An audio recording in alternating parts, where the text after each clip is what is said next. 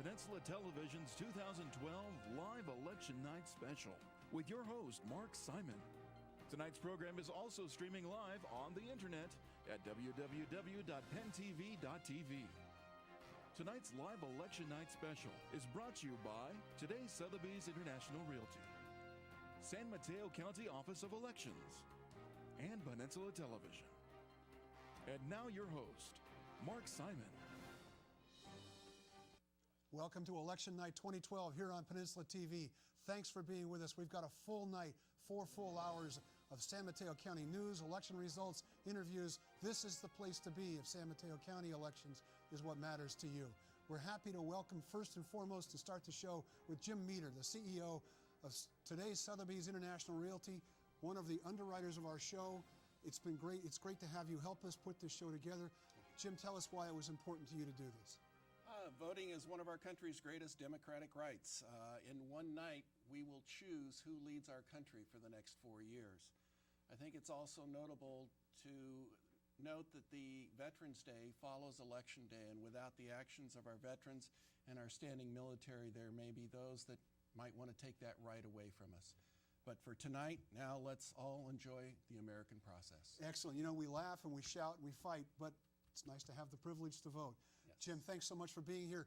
I'm going to introduce the rest of our team here. We got a whole bunch of people out there working to make this show work for you. We're going to start with Bobby Decker, who's sort of commanding our election results headquarters. Bobby, what do you got going on tonight? Well, Mark, it should be a very, very interesting night. There are a lot of close races.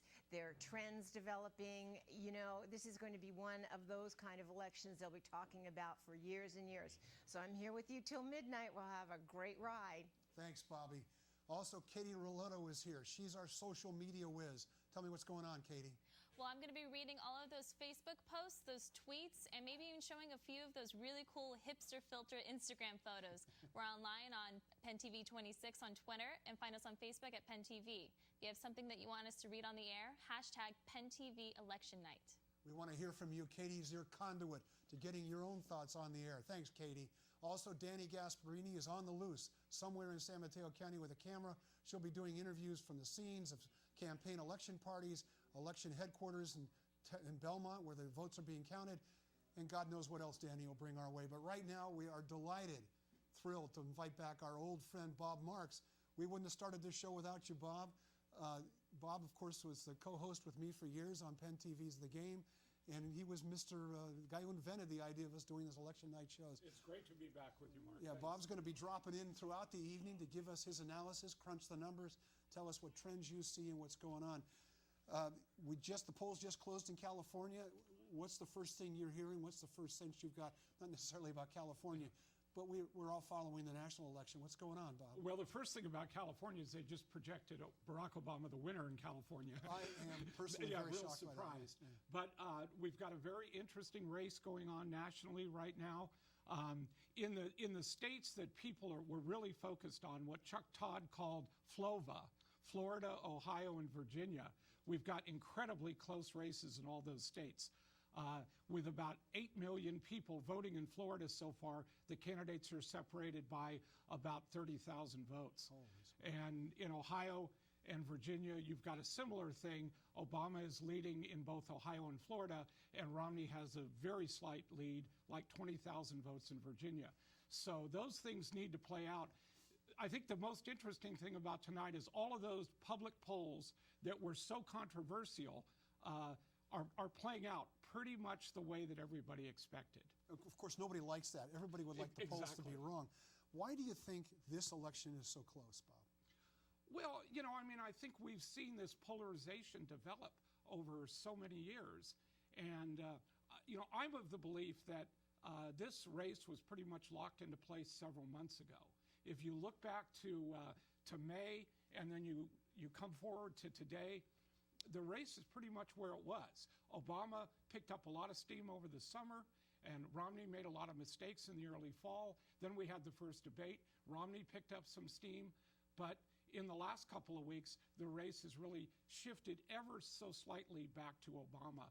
I think it's the nature of our country, and I worry that with all of these close finishes, there are going to be people saying, Obama is not a legitimate president, as they've been saying over the last 4 years. Yeah, there are some people, I think, a lot of what that's about, I think, is that there's some societal changes taking place. An African-American president, a Latino on the Supreme Court, a female Speaker of the House. Some of those are social shifts that I think are not going to go away, but it's the nature of conservatism in particular to try and resist those changes because it doesn't harken back to an era that they prefer. We were talking before off the air about how much this race in many ways resembles the 2004 election, Bush-Kerry. And I want to run my own theory by you and get your thoughts about it, which is that when you have an incumbent, it's a two-step process. First, it's do I want the incumbent? But elections are not yes or no about the incumbent. They are compared to who. So the second thing the challenger has to do after convincing people they don't want the incumbent is to convince people that they're the right substitute for that incumbent. In 2004, Kerry didn't close that deal. And I have all the sense that the same thing's happening here, that Romney never quite closed the deal about, I'm not going to be, instead of that guy, I'm going to be better than that guy. Yeah, I think you're right, and I think the other... Well, let's say that again. Okay, yeah. This time, I think you're right. The other thing is tactically, 2004, 2012 shows the power of the incumbency. Bush was able to spend 4 years and generate several million faith voters, new voters that tipped the election his direction. Obama organization is unparalleled in terms of anything we've seen in presidential politics. And he had 4 or 5 years, if you go back to the first election, to build that organization. And we're seeing it play out tonight, how strong his organization is. What other races do you think you'll be following, starting at the national level and working your way down to here, San Mateo County? Well, I'm interested in the Senate. Things are playing out the way that it's expected. It looks like that the Democrats will be about where they were, 52, 53 Senate seats. The House has already gone or staying with the Republicans. And obviously looking at California, I'm very interested in the Proposition 30, Proposition 32. Okay, 30 is the governor's tax. I'm sorry, yeah, the tax. 32 is the union. The purported campaign reform, but in fact it's really a shot at the union's abilities to raise money. 34, the death penalty initiative. I think those are the ones that I'm most interested. Here locally, certainly we've got a very hotly contested race for county supervisor. And then we've got Measure A, which is the county's sales tax, along with Measure B, excuse me, which is moving to district elections, which would be a big shift for this county. And then we've got Measure C, which would take the controller and make it an appointed position. That one will be interesting historically for history buffs like you and me, because this county has never voted to take enough office they can elect and turn it into an appointed office. And the county has really held strong on having countywide elected officials and not having district elections. That's been a hallmark of this county. It's one of the few places that does that, and it'll be interesting to see if that's going to change. Yeah, historically, the voters in this county don't like to change the structure of government, so it'll be interesting to see if that spills over to the district election issue. We have a divided electorate. What things do you think that they tend to agree on? For example, there's a real dissatisfaction, a disenchantment with government. Does that translate into these tax measures? There's Prop 30, there's Prop 38 statewide, and there's a number of important tax measures on the local ballot. There's Measure A, which is the sales tax increase, but there's cities that have tax increases. The school boards have some bonds, and there's also a parcel tax. Do you think that there's an animosity toward government that plays out in this election, or do you think that these voters make some distinctions? Well, I think statewide, the economy, which is in pretty bad shape in a lot of places in California, not so as much here in San Mateo County. So I think that's going to impact, Proposition 30. I think that may have. Here in the county, it's the tough part for Measure A is that you have to get people to vote for the statewide measure and then come down and say, oh, here's another one. Do I really want to vote? I voted for a quarter cent at the state level. Now I'm voting for a half cent here. They just get tired of that. So the big question is how much that's going to come into play. Let's talk a little bit about Prop 34, the death penalty initiative, because you and I can both recall less than a generation ago, 20 years ago, maybe less, that if you had put a ballot measure on the ballot to implement the death penalty, it would have gotten 60, 65% of the vote. This turnabout, where it's quite possible that we will be repealing the death penalty, is a social shift that's astonishing to me. What do you think's happened? Yeah, well, I think that you're right. A lot of the governor's races in the 80s and 90s were decided on the death penalty issue. Wilson really made that sort of a mantle for himself. That was a huge issue in that race. I think what's happened is clearly the demographics have changed in California significantly, but I also think we've just seen so much around the country with the scientific DNA and things like that, where we see a case here and there where somebody, is on death row, but they find out that that person, in fact, didn't commit the crime because of DNA that they didn't have when the person was convicted. So I think people are getting less comfortable with the idea of the death penalty. I don't know whether, it'll reach the point where tonight, that they will essentially throw it out here in California. What's interesting about that campaign is that they made an economic argument. They argued that it was cheaper to keep somebody in prison for life than to go through the entire appeal process, plus the way they're housed, which is that they're essentially in isolation the entire time they're in prison, that it was cheaper not to execute them, which is also a reversal.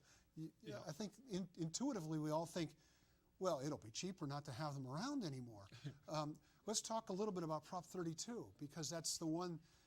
What's interesting to me about that one is just the revelation of where the money came from to support Prop 32 and to another degree in opposition to Prop 30, which was organizations associated with the Koch brothers, but it passed through 2 or 3 other organizations in an attempt to hide the money. As a former political consultant, you and I have been friends for a long time. I know this is one of the things that disenchanted you about the process. But what's your take on all of that? How does that play out? How does that affect getting that word today on Election Day? Does that have any impact on these measures? And also, how does that play out in the next election in terms of people's view of some of these things? I think it's probably too late to have an impact on what the ultimate outcome is going to be.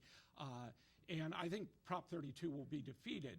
And it really, we've seen these anti-union measures across the nation, and in many places they are passing and they're moving forward. California, the teachers union and SEIU and all of the unions in California are still very strong and still really control, to a great degree, California politics.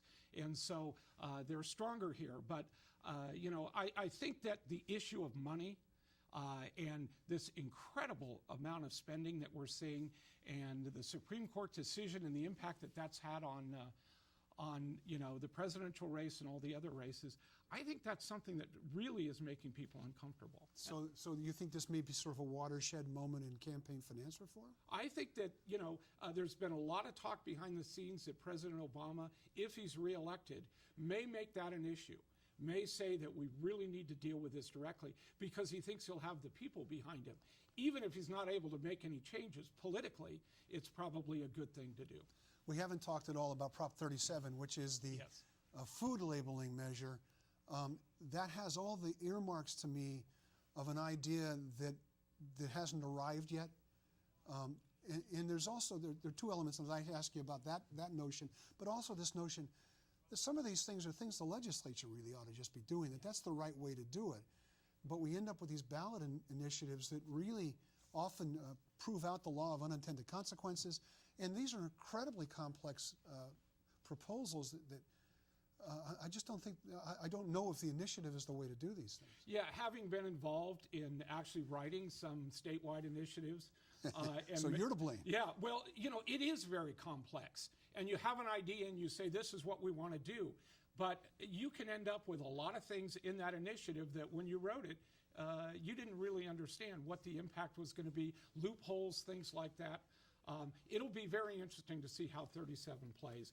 My guess is it'll probably be defeated, but it may be something that we see coming back a number of times. I mean, I think about, and it's not a direct analogy, but I think about things like gay marriage, which passed, the ban on it passed, and passed not by a huge margin, but fairly comfortably. And I think if that same measure was on the ballot now, it probably wouldn't pass. So some of these are sort of evolutionary ideas that have to come before people before they're ready to. Yeah, absolutely. Yeah. Let's talk a little bit about some of the local measures. We talked about Measure A a little bit. Going into the campaign, going into Election Day, what's your sense of that campaign and whether or not they made a case for what they needed to do, that the county needed this money, and what do you think were the pitfalls in that campaign? Well, I think, again, anytime you're going to pass a sales tax measure countywide, it's a pretty high threshold that you've got to overcome. The difference in this race is, unlike a lot of races in the past, there was a lot of money that was put up primarily by the hospital that would benefit Seton, that would benefit from the earthquake retrofit money. So that may have an impact. It's hard to read at this point how that's going to play out. I think the big problem is the state measure. And I was involved in the early 90s in a local measure, and the governor, Pete Wilson, put on a sales tax at the state level, and all of a sudden we just got killed in the race. And so I think that may become a problem tonight. Yeah. We're going to get to Bobby Decker in a more thorough review of the results in a little while.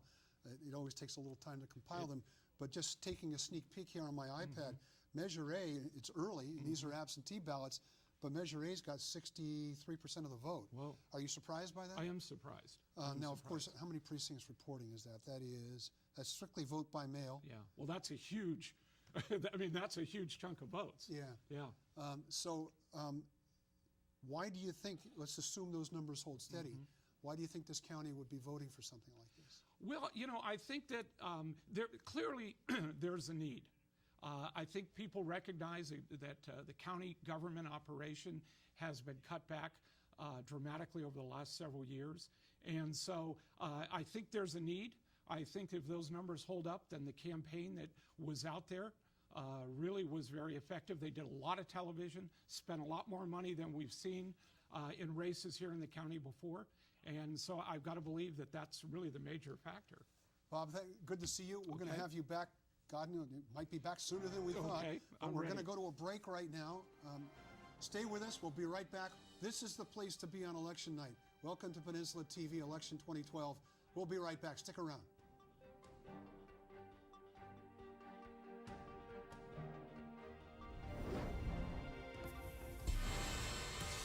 You're watching Peninsula Television's 2012 Live Election Night Special, brought to you by today's Sotheby's International Realty, San Mateo County Office of Elections, and Peninsula Television. Follow and interact with us on Twitter at PenTV26, at Facebook.com/PenTV26. And don't forget to visit our website at PenTV.tv. Hey, did you know that Peninsula TV is available to over 230,000 households in San Mateo County? And then there's the internet. We stream all of our programming on our website, pentv.tv. Our website has everything you need to know about what's going on in San Mateo County. From kids to healthcare, from sports to business, from politics to lifestyles. Peninsula Television, your independent source for news, information, and entertainment since 1999. Tonight's Live Election Night Special is brought to you by Today, Sotheby's International Realty, bringing new technology to a 200-year-old tradition while serving the San Francisco Peninsula, Silicon Valley, and clientele worldwide. San Mateo County Office of Elections. Hey guys, Will Durst here for my good friends, acquaintances at Penn TV, the place for what's happening in San Mateo County, and lots more too. Visit Penn TV on your local cable TV provider or live on the web at www.penntv.tv. Hey, they do good stuff.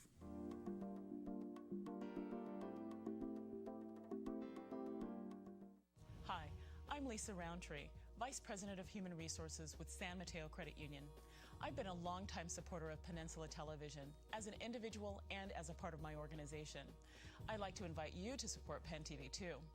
Penn TV has been an important and independent community resource in San Mateo County since 1999 and continues to bring informative and entertaining programming to our community.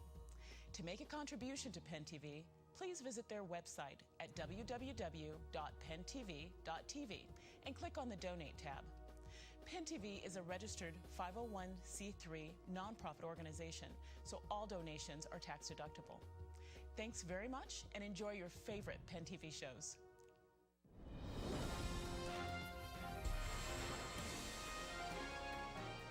You're watching Peninsula Television's 2012 Live Election Night Special, brought to you by today's Sotheby's International Realty, San Mateo County Office of Elections, and Peninsula Television.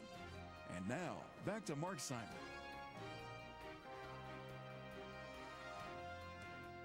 Welcome back to Election Night 2012 here on Peninsula TV. As I'm sure you know, if you've been following the election, some of the networks, CNN, have declared Barack Obama the winner. We're happy to have on our set, on the phone tonight, Bill Whalen from the Hoover Institution, Republican strategist, and a regular guest on our show here. Bill, thanks for joining us tonight. Are you comfortable with the call that it's Obama, or do you think we should wait a little while longer? No, Fox News has called it for Obama, and Fox News is going to call it. That's about as certain a sign as Republicans are conceding. I imagine it was a real matter of joy to them. Tell us what you think happened, why you think the president was reelected tonight. Well, I view it as a couple of factors. One is strategic, and the other one is sort of big picture politics. And the strategic, pardon, my dog is having a fit here. The strategic one was this. Barack Obama had a real luxury going into this election, if you want to call it that. He didn't have a primary challenger, Mark. And that freed him up to do what he wanted to do in the spring. And he did two things. One was he acted presidential, and then the second was he spent money advertising against Mitt Romney and really beating Romney to the punch in a state like Ohio, making bank capital an issue and really painting a very strong negative portrait of Romney that I don't think Romney ever overcame. But the second, me, Bill, we haven't been able to put your name up, so I want to make sure people know the voice you hear is the wisdom and intelligence and insights of Bill Whalen, longtime Republican strategist and Hoover Institution fellow. Please continue. Feel free to put up John Hamm's picture instead of mine if you want. But the other thing is just it's big picture, and this is a problem for Republicans in national elections from here on out. You have to look at who votes on election days in America. And what Republicans needed to have a chance in this election was an electorate that was about 75% white. Because Republicans do not do well with African Americans, and they do poorly with the fastest growing segment of the American voting population, Hispanics. We won't know the final tallies on the electorate, but the estimate I've seen is that it'll be about 72% white. That sounds trivial, 75 versus 72. I'm sorry, 72% Hispanic, you mean? No, 72%, the electorate will be 72% white. Okay. Overall. So that sounds trivial, 75 versus 72, but in a state like Ohio, a state like Florida, where the difference is about 30,000 votes last time I saw it, it is a huge difference. So Republicans have to make a decision, I think, from here on out. They can either try to find more white Americans to vote for them, but there's a finite supply, or they're going to have to do better with Hispanics, plain and simple. And if you do better with Hispanics, you stand a better chance of winning a state like Ohio and Florida, and you can be more competitive in Nevada, where Romney never had a chance, and Colorado and New Mexico, where again he didn't have a chance. So that's what I see coming out of this. Okay, let me ask you, Bob Marks and I were talking earlier. Bob's here, says hello. And we're talking to Bill Whalen of the Hoover Institution, Republican strategist. We were talking earlier about how defeating an incumbent is a two-step process. First, you have to decide you don't want the incumbent, and then the challenger has to make a case that he's the person people want instead. And I've often wondered, frequently wondered, whether Romney really ever closed that deal, that he really didn't make the case that he's not just not Obama, but that he'd be better than Obama. There will be a ton of hindsight and second guessing about the Romney campaign, and some of it will be that the Romney strategy all along was that this would be a referendum on Obama, and when in fact it's really a two-part election. Part of it's a referendum on the incumbent, but it's also a sales job by the challenger. And you're right, I don't know if Romney ever did a sufficient job. I think Romney was at all times challenged as a presidential candidate. We live in an age now where we expect sort of a People magazine quality out of our candidates. There has to be some sort of Horatio Alger story. You know, it's the Sports Illustrated Happy at Last column that they always write about Darryl Strawberry or someone like that. And we look for it now in presidential candidates. We want to know what great adversity you've overcome. Romney's curse, if you will, is he's had sort of a very blessed life in terms of good fortune and good health and good looks. And so finding the flaw in him, kind of the human gene, has been hard all along. But again, it's just this national elections are becoming tougher and tougher for Republicans. It's just an uphill battle. One of the important players tonight is Bill Clinton. Bill Clinton, under his watch, California became a very blue state. So that's 55 electoral votes Democrats can count on. Bill Clinton revitalized the Democratic Party and made it competitive in states like Ohio. And while Barack Obama is a formidable campaigner, has done remarkable things, he also has reaped a lot of what Bill Clinton sowed years ago. Thanks, Bill. Bob has a couple of questions for you. Bill, it's Bob Marks. It's good to see you, or good to hear from you. Question, what's the Republican Party going to do from here? Where do you see them regrouping in the short term and then over the long haul? How are they going to interpret this election? Well, I think you're going to find the first thing you do is you throw the campaign under the bus. And I hate that cliche, throw under the bus, but let's use it anyway. There'll be second guessing of the Romney strategy. There'll be quiet criticism of Romney himself. Then I think you're going to have a full-fledged food fight within the Republican Party. There'll be three factions. One faction will be social conservatives. Rick Santorum will say that Romney was not sufficiently socially conservative on issues like abortion. He was not sufficiently fiery on issues like Libya, that he ran too cautious of a campaign. Second group to complain will be Tea Partiers, who will say that no, he's not enough of a tough guy on entitlements, for example, in government, and that'll be Jim DeMint and maybe Senator Cruz, just elected from Texas. And then the third faction will be the governors, the can-do guys, and that's Chris Christie, who has kind of become very prominent in the last few days, criticized from some people for being too chummy with Barack Obama. And he's been very vocal in the last 48 hours of the Romney campaign and getting pressured about this. But you'll see, Christie out there. So, just watch the beeline of people to Iowa and New Hampshire and just talking about the future of the Republican Party. But I think you'll see three factions. Now, by the way, I'll add, the Democrats have an issue, too, because now they have a lame duck president.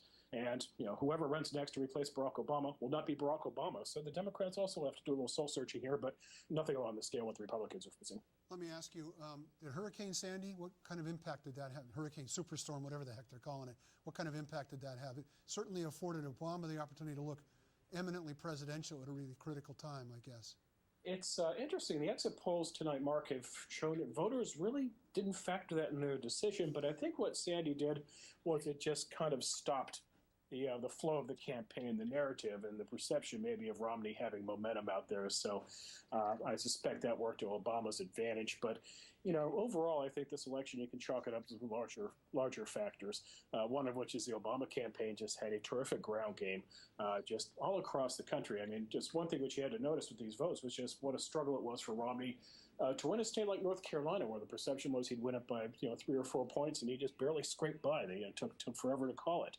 Florida, perceived as a state where Romney probably won by a couple points. It's still in play right now in Ohio, where they got it right. So, while we can talk about Sandy, I just think the bigger story is just that Obama, to his credit, he and David Axelrod and company just ran a very smart campaign. Bill Whalen of the Hoover Institution, Republican strategist and friend of the program. Thanks so much for being here. Thanks for your insights. We appreciate it. We'll see you down the road a little bit. Hey, take care, guys. We're now being joined by Democratic Congresswoman. We're not ready with her yet. So, Bob, let's talk a little bit, especially about that Hispanic element of it. Well, I think the demographics, we've heard a lot about it. The Republicans have known this was a problem for 20 years, and yet they're headed the other direction. And I think tonight illustrates, to a great degree, what a big hole that they've dug themselves, and I'm not sure how they're going to get out of it. The other thing that I wanted to mention about Mitt Romney is, I heard one Republican strategist say at one point that the worst thing in politics is not when voters decide they don't like you, it's when they decide you don't like them. And when Mitt Romney said, I know he didn't write the headline, but if you read his article, Let Detroit Go Bankrupt, he said, let foreclosures hit the bottom. We shouldn't get involved in that. He said we should turn FEMA over to the states or even the private sector. What he didn't think about is real people are involved in that. And a lot of those real people are in Wisconsin, Ohio, Pennsylvania, Michigan, and that was Obama's firewall. And Mitt Romney was never able to penetrate that. Ohio in particular, because of the auto industry. In fact, they have lower unemployment than the rest of the country. We now have a chance to get some results here from San Mateo County. We're going to go to our friend Bobby Decker. Bobby, take it away. Hello, Mark. Hi, Mark. I'm here. I'm still here. I'll be here till midnight. But we do have some results, and they're coming in from the write-ins, actually from the absentee votes. The Warren Slocum is at almost 58%, and his challenger, Shelly, is at the 42 mark. And that's based on what people are saying and have said. That kind of figures into the mathematics of it. We also have some other votes coming in. I understand that Measure A, just as Mark and they were talking or speaking of it, you'll have to excuse me, but it's not flipping up here as quickly as I had expected it. But Measure A is winning. You have Measure B right now that also shows a positive vote, and then Measure C. But again, Mark, these are all the write-in votes. These are all the early ballots that were cast, so these are not going to be probably the exact results we're going to have later on in the evening. But we'll do it. They're just a little bit slow today. Thank you for that, Bobby. We're particularly interested in the race between Warren Slocum and Shelly Mazer and Measure A and Measure B. Of course, we do have a huge percentage of the people in this county who vote by mail. So this could be a good chunk of the vote. But right now we're going to go on the phone with Congresswoman Eshoo, who's joining us from somewhere out there. Anna, thank you for being here. Congratulations on the win by the Democrats, retaking the White House. Hi, Mark. Hi, Anna. How you doing? I'm all right. How are you? Good. Tell us what you. We hear everybody calling the election for President Obama. He's been reelected. Even Fox News is saying so. CNN has projected that President Obama has been reelected, and that's the breaking news right now. Yeah. When Ohio went into his column, that was a big win. Tell us what you think. Very big win. So I think that it is not only President Obama, but the reelected president right now. So I think for many, many, many people across the country, this is an exciting moment, and I'm very pleased. So it's exciting. I think that the country has really been through an awful lot, and I hope that this election will speak clearly for the direction of the country, so that we can really settle down and get things done. We're talking to Congresswoman Anna Eshoo by phone on election night. Thanks for joining us. Tell us why you think the president was able to win re-election. Very tough campaign, pretty close. Perhaps not quite as much of a squeaker as everybody thought it was going to be, but still, a win's a win. Tell us what you think was behind it, Anna.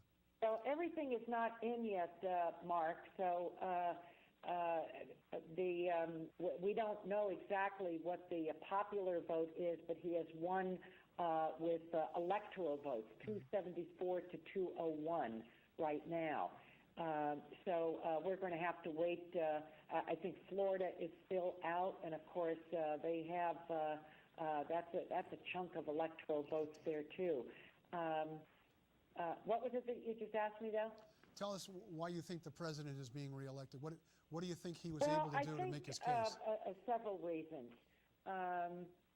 I think the president has, despite all of the anxiety in the country, despite some of the vitriol in the country, despite hell that everyone has really been through since the near collapse of our economy, the president has remained as a person that most Americans actually liked and admired.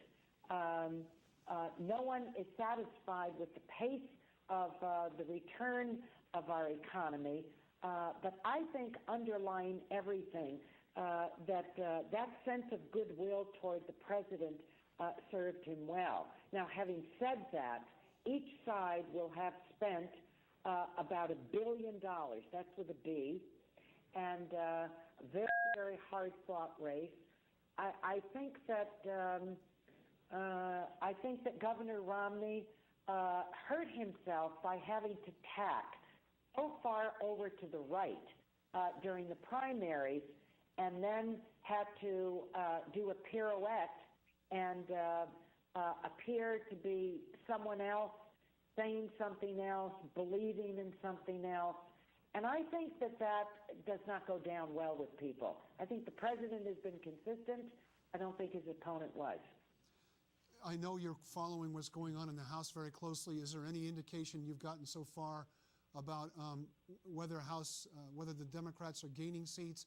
I think we all assume that it was just too big of a. So far, the big news is in the Senate and the presidential. In the House, we have, as of right now, we have 2 losses of incumbents. I believe that we will have a net gain of seats, but it's still early in so many time zones in the country, and there are some close races, so it's difficult to tell. Do I think right now at 8:30 p.m. that we're going to win the House back? That's not being projected. Do I think that we will enjoy a net gain? I believe that we will. And I also predict that some of the most far-right, radically far-right Tea Party members will lose their seats tonight. Well, that raises an interesting question because you know better than I do that an awful lot of people are sort of disenchanted with what they perceive as gridlock in Washington, a partisan gridlock that doesn't seem to be capable of governing, of getting things done.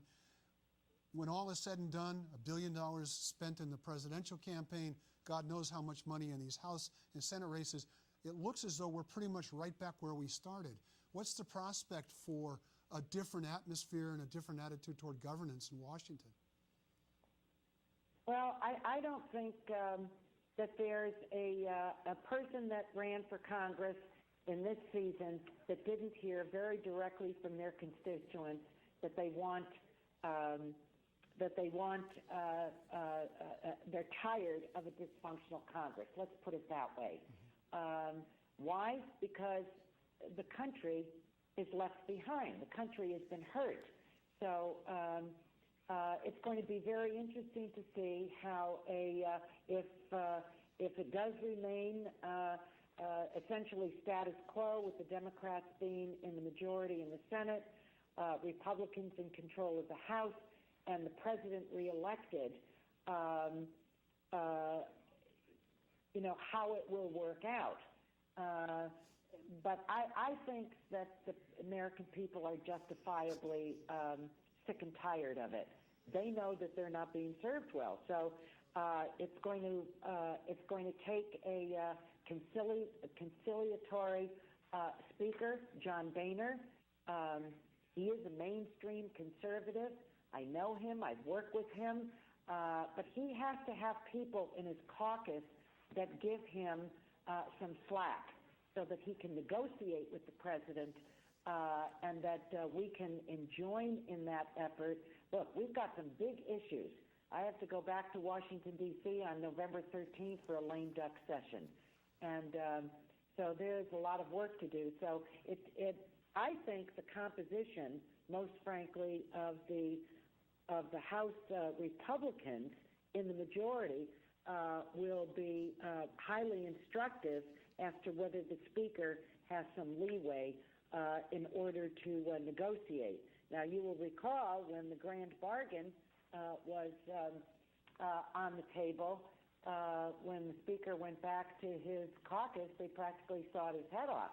So we couldn't do it. It just wasn't going to be done. That was $4 trillion. The president's plan, $4 trillion in cuts to help bring the budget into balance. So it's going to be interesting to see the composition of that of the caucus. One of the things we shouldn't overlook, of course, is that we haven't seen any results, any definitive results, but I think we expect that you'll be reelected, so we don't want to have the evening pass without congratulating you on your reelection. Well, thank you, Mark, and I think that I'm the most fortunate member of Congress. I think I get to represent the most distinguished congressional district, and they set a high standard, and I always want to go past that. So it's never lost on me what a privilege and honor it is. But there are very few Americans that have ever served in the Congress of the United States, and that I do, and that I get to represent. As I said, I think the most distinguished congressional district in the country is pretty high privilege. Congresswoman Eshoo, thank you so much for joining us. Good luck the rest of the evening. Thank you for having me with you. All right, we'll talk to you soon. Thanks a lot. We're going to go now to Katie Roletto, our social media whiz, going to give us some insights and thoughts and comments. What's going on, Katie? Well, obviously, because of those results that are coming in, the Twitter feed is just trending with Obama, election 2012, all of those things that we're talking about right here are what's happening on Twitter. I'm not sure if you can see my computer or not, but there are some really great stuff coming in. One of the things is the Empire State Building. There's an Instagram photo coming up. If we can see it, it looks like it's blue. The races were going, and as the lights were going up, it would either turn blue or red. Some of the other tweets coming in, we have Barack Obama wins historic re-election. I think people are getting really excited about this, especially in Twitter. As time goes on, more social media is coming in, and it's becoming more and more prominent in people's opinions, informing people's ideas about what's important and how they're really going to put their vote in. Let's see what else. There's some really great, one of my favorite things about the election is, and the internet, is the memes that come out. They're all pretty funny. So I think I'm going to kind of lighten the mood for a second and show a few of these really quick, especially some people that were at the polls. One of these, if you can see it right here. Well, we got Big Bird voting. Big Bird came out and maybe had a little bit of a vote here. You know, however, someone else, let's see, they Instagrammed one of their pictures. When they got to write in a vote, they wrote in Gangnam Style. I'm not quite sure how many votes they're going to be coming in for Gangnam Style, but at least there's one in there. One of the other things that's really interesting about this election and social media is that a lot of people are Instagramming their votes. That's not a smart idea. You're not supposed to do that in the state of California. You're supposed to keep your vote a secret. So anybody who's Instagramming their votes and how they voted, you know, you probably should watch out, and maybe, you know, you might have to answer to some people about that. If you have an opinion about how this election is going in relation to social media, is social media really having a prominent voice in this election? Let us know. Go on to Penn TV on Facebook or Twitter at PennTV26, hashtag PennTV Election Night. Thank you, Katie. You know, it's important. The sanctity of the voting booth is one of the cornerstones of American democracy. Thanks so much. Bob, we did a rapid sequence of interviews there, a lot of which was focused on the presidential election, but also, let's get to that question I posed to Congresswoman Eshoo. After everything's been said and done, yeah, some people are in and some people are out, but we're kind of right back where we started. The president doesn't have a mandate where people really have to feel that they have to fall in line. Are we up for 4 more years of more of the same, including yet another presidential campaign that begins in about a week and a half? You know, I think that it's going to be a test for President Obama. He's going to have to do what he wasn't able to do in the first term, and that is to try to engage the Republicans in the Senate, probably because the House is going to be difficult. But he's really got to do a better job of bringing people together. And, you know, right off the bat, they've got a clear mission, and that is to come to some kind of budget deal. They know what the deal is. They made the deal last time, and then it fell apart. They've got to be able to do it, and there's got to be leadership on all sides. But I worry, you know, if Boehner tries to make a deal, the next day he won't be Speaker anymore. Well, in fact, my first thought was, boy, I really don't want to welcome Paul Ryan back to Congress, because people don't remember. He ran for Congress at the same time he was running for vice president. Yeah. Talk about hedging your bets. Yeah. And then you've got Eric Cantor. I think the question isn't when, but if, but when they dump Boehner, and whether they wait to do it until after the lame duck session. Mitch McConnell may also, his days may be numbered. Yeah, because they didn't do what they're supposed to do, and they'll say they didn't do it because they weren't true to the classic conservative principles, the point Bill Whalen made. We're going to go now to Bobby Decker to see if we can get some results on what's going on in San Mateo County. How's it going, Bobby? Well, I would love to tell you two that there are great things going on, but they seem to be asleep at the switch up here.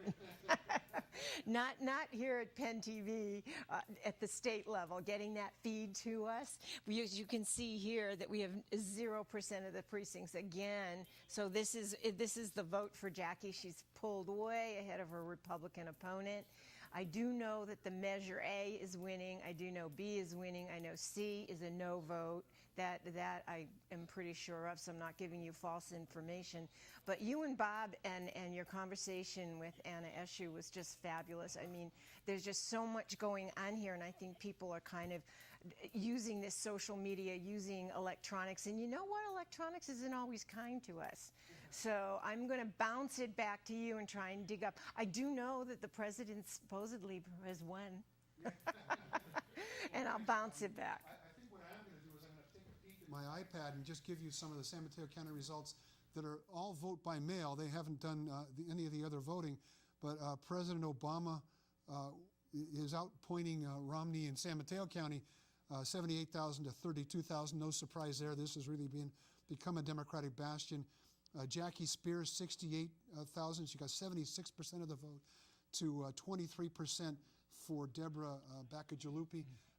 Jackie has routinely run over 70%. Congresswoman Eshoo, who we spoke with before, 70% to 29%. So that's maybe as much as 10 points higher than she ran in the primary and prior elections. In the state Senate district, as you would imagine, Jerry Hill is carrying San Mateo County by a bunch. He's got 75% of the vote here. We don't know about the Santa Clara County portion, but he's got more than a 45,000 vote margin here, which will probably hold him over in Santa Clara County. The 19th Assembly District, Phil Ting is a seat that Mark Leno vacated. He's winning easily. A portion of that is in San Mateo County, a small portion. Kevin Mullen taking on the seat that his father held. Kevin is winning with 70% of the vote to just about 30% for his challenger, Mark Gillum. Rich Gordon is winning re-election easily, 68% to 31%. And we mentioned Warren Slocum and Shelly Mazer, the hotly contested supervisorial race. Warren is at 57.78%. Shelly Mazer is 42.2%. The point of these numbers, Bob, is what percentage of the people in this county are voting by mail? And it's approaching 50% or more, isn't it? Oh, it's probably 60% in the county. These numbers are not likely to change in any of these races. In the primary, there was no difference between the mail vote and the at the poll vote in these local races. So I'm really surprised, very much surprised at the Measure A result. I think that's the most striking thing, because San Mateo County is really speaking out loudly that they value the services of San Mateo County, and they are approving a half-cent sales tax to really try to do a lot of things here in the county that were at jeopardy. I'm scrolling through here to find Measure A. It is passing, this is just vote by mail again, 62% to 37%. Only needed 50% plus one, so that's a huge win. And I had heard that polling showed it was getting 63% of the vote. But like you, I think I was just skeptical that it was going to stay up because people in this economy don't want to give more money. I wondered if they'd made their case. Well, clearly they did. Measure B, which is the district election, is closer, but it's still ahead handsomely, 59% to 40.95%. San Mateo County is the only county left in the state that still elects at large. That's apparently on its way out. Measure C, we talked about at the top of the show, turning the controller's office into an appointive office. And San Mateo County voters have never supported taking an office they can elect and turning it into an appointive office, and that looks like it's happening again. These vote-by-mail numbers are significant because even if it flips, there have to be enough votes left for it to be a complete reversal. And some of these leads are 30,000, 40,000 votes. It's just unlikely that the rest of the electorate's going to vote dramatically at odds with this group. Well, if we look at the national picture, we have to assume that the Democrats have done a better job at getting people out to the vote, like they the vote by mail, the way they have nationally. So these numbers should get closer, but I don't think there's enough votes left to really turn those around. let's talk again about Measure B. Yeah. The argument a lot of people made was that this was factionalizing San Mateo County, if you will. Why do you think people supported this? You know, I think that, again, we've got a different electorate. It changes, although Measure C, it wouldn't appear that it has. But with B, I think people just feel that the time has come. I'm impressed if people, pay enough attention to the county to understand the difference between a district election where you've got a much smaller constituency. It should create opportunities for new people to get involved. And so, it's interesting. I don't know what kind of campaign was done on behalf of Measure B. Well, there wasn't much of a campaign really that's in what either way. thought. There was an awful lot of social media traffic, largely by people who supported it. Yeah. If you were on Facebook and you had, I guess, the right alignment of friends and acquaintances. But it really wasn't an organized campaign. The San Mateo Board of Supervisors put it on the ballot largely because there was this constant debate over it, and then they essentially said, okay, let's let the voters decide. The argument against it was that you're turning this into a situation where instead of voting for 5 supervisors, you only get to vote for 1 now, and that they'll be more interested in their own parochial interests. You served as an aide to the Board of Supervisors, to Ruben Morales, a couple of other people. Do you think that will be the case, that people will focus more on their district because that's where the votes are for re-election? You know, I also served a lot longer than I'd like to try to remember in Santa Clara County, where it was district elections.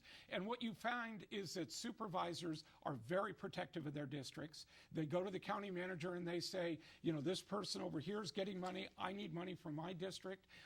And so I think in terms of the operation of the county, it's not necessarily a good thing. I think San Mateo County has a long history of being run very smoothly. But in terms of democracy, I think it does open up the chance for minorities and for other people to have a real shot at a smaller district where a grassroots campaign can perhaps take hold and have a greater role than say, a person who's able to come up with a lot of money running countywide.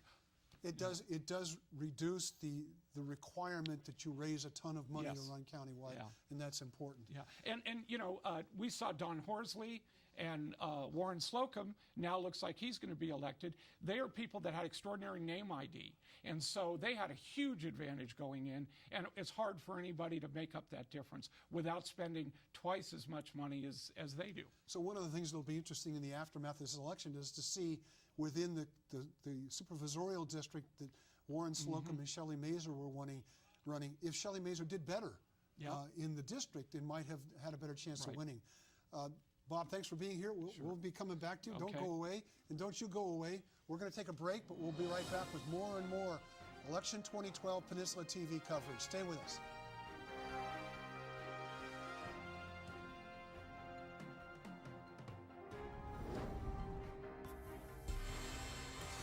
You're watching Peninsula Television's 2012 Live Election Night Special, brought to you by today's Sotheby's International Realty, San Mateo County Office of Elections, and Peninsula Television.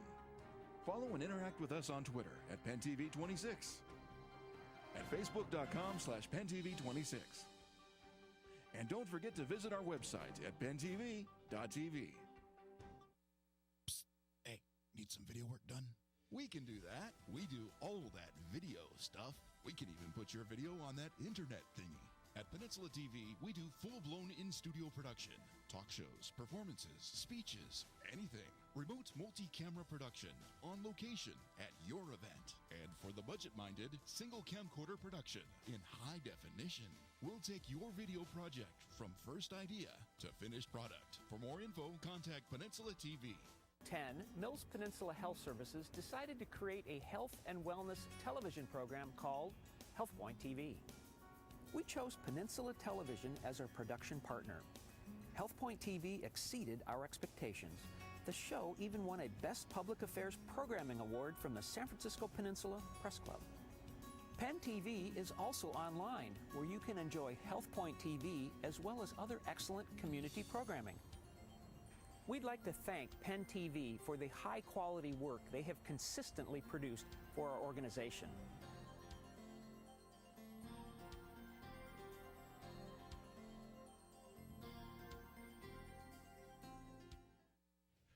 I'm Mitch Jurisic of Hooked on the Niners for my pals here at Penn TV. You know, Penn TV's been around for a while now, providing entertainment and news for our community, and these people are wonderful to work with. They're courteous, they're professional, and they've got all the state-of-the-art equipment. So if you have an idea for a television show that you'd like to do, or perhaps your company or a nonprofit, this is a great avenue for you. Take it from me. Contact the folks. The number's on the screen, and so is the website. Maybe we'll be seeing you on television. Peninsula TV would like to thank and acknowledge the San Mateo Daily Journal as our media partner for the 2012 election special. Hi, I'm Marshall Wilson, the Communications Director for San Mateo County. If you're looking for a place to find out what's going on in San Mateo County, as well as find any number of county and community resources, look no further than Peninsula Television and on the internet at www.pentv.tv. Peninsula Television is your source for information that impacts where you live and where you work.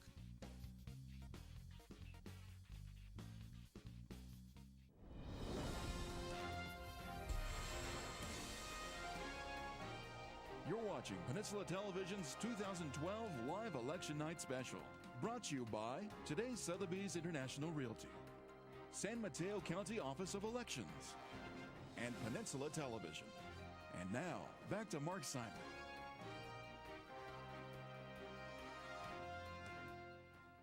Welcome back to Election Night 2012 here on Peninsula TV.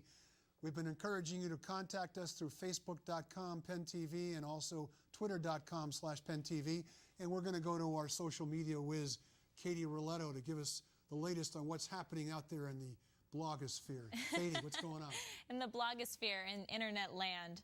So one of the really fun things that I think is about this election is that everybody is just tweeting and Instagramming all of their pictures from the day. As you can see right here, as I hope you can see right here, there are many pictures on Instagram of first-time voters and I voted stickers. This one seems to be a mix of Romney and Obama, but we're living in a world where everything is documented and everything has a picture, and everyone has a voice, not just on the ballots, but on the internet as well. Everybody, you should be sending in your pictures and hashtag Penn TV Election Night, and I would love to show it on the air. One I'm going to show really quick is from my friend Chris Roberry, who I adore very much. He wished that this was one of the voting stickers. It is a blimp with the I voted on there, and if only he could have that on his blimp and have it flying across the sky, I think he'd be a very happy guy. So shout out to Chris Roberry. And make sure you send in your pictures, hashtag, and so I can give you a nice little high five on the air.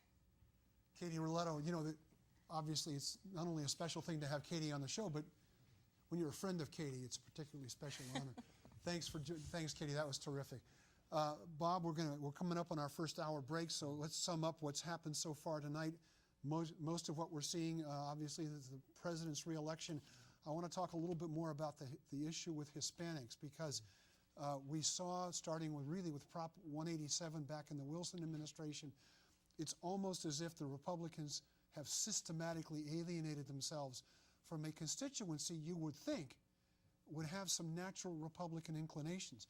You worked very closely with Ruben Morales, one of the few Republican Latinos in the state. And this must have been a source of frustration to him to see a party he respects and appreciates sort of turn its back on a whole voting bloc. What's your take on all of that? Yeah, you know, I mean, if you look at President George W. Bush, got, I think, about 44% of the Hispanic vote. McCain got about 36%. And Romney obviously is down into the 20s. So it doesn't take a rocket scientist to figure out where it's going. And I think what you saw during the campaign is the Republicans, particularly in the House, literally an assault on Hispanics throughout the country, a refusal to engage at all or deal with it. And I think that, we're seeing it play out. The percentage of Hispanic voters is increasing more than any other voting bloc out there. In every election we see it. And there was talk, they're not going to turn out this time. They've turned out, I don't know the numbers, but I'm sure in huge numbers this evening. And the Republicans have got to deal with it. if they don't get serious about immigration, right away, they run the risk of a whole generation of. And you had in Romney's case, he even tried to say something that was semi-reasonable, which is you can't send them all back. Yeah. You can't send them away. And he got skewered on the right for that position. So it's a position that the party has not figured out how it can manage this. And it's not, you have a fair number of conservatives who think that all they have to do is get their message out and everybody will embrace it. This is one of those cases where that strategy is clearly not working. It's not working at all. We're going to take another break. We're coming up on the end of our first hour here of our live election night coverage. Stay with us. We'll be right back. You're watching Election Night 2012 here on Peninsula TV. Stick around.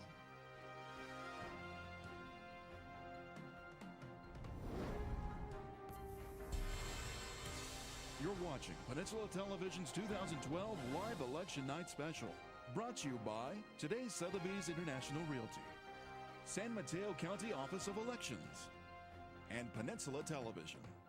Follow and interact with us on Twitter at PenTV26, at Facebook.com/PenTV26. And don't forget to visit our website at PenTV.tv. Hi, I'm Bonnie Editorial, founder of the Bonnie J. Editorial Lung Cancer Foundation in San Carlos, California. Our foundation partners with Penn TV to film and live stream our monthly living room program that is available to anyone in the world that has been impacted by or interested in lung cancer. We have found Penn TV to be a totally professional and highly competent organization in helping us produce and deliver our living room content. Penn TV is not only an invaluable resource to our local community, but certainly has been instrumental in helping the Editorial Foundation get our message out to anyone involved with lung cancer. Please visit Penn TV on your local cable provider or on the web at www.penntv.tv to visit our living room program and to enjoy all the other informative programming that Penn TV provides. Thank you, Penn TV. Hola, yo soy Pedro González, miembro del Consejo Municipal de la ciudad de South San Francisco, California.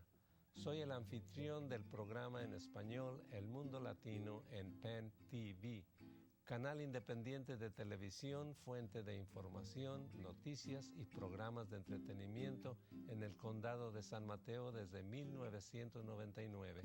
Estos recursos de información para la comunidad son invaluables y necesitan nuestro apoyo y soporte. Les pedimos formar la costumbre de ver los programas de Penn TV en el cable proveedor de su televisor. También tiene la opción de verlo en PennTV.tv. Si desea proveer ayuda financiera, vaya a PennTV.tv y oprima la tecla Donate, que quiere decir donación. Muchas gracias por su atención. Tonight's Live Election Night Special is brought to you by Today Sotheby's International Realty, bringing new technology to a 200-year-old tradition while serving the San Francisco Peninsula, Silicon Valley, and clientele worldwide. San Mateo County Office of Elections. Peninsula TV would like to thank and acknowledge the San Mateo Daily Journal as our media partner for the 2012 Election Special.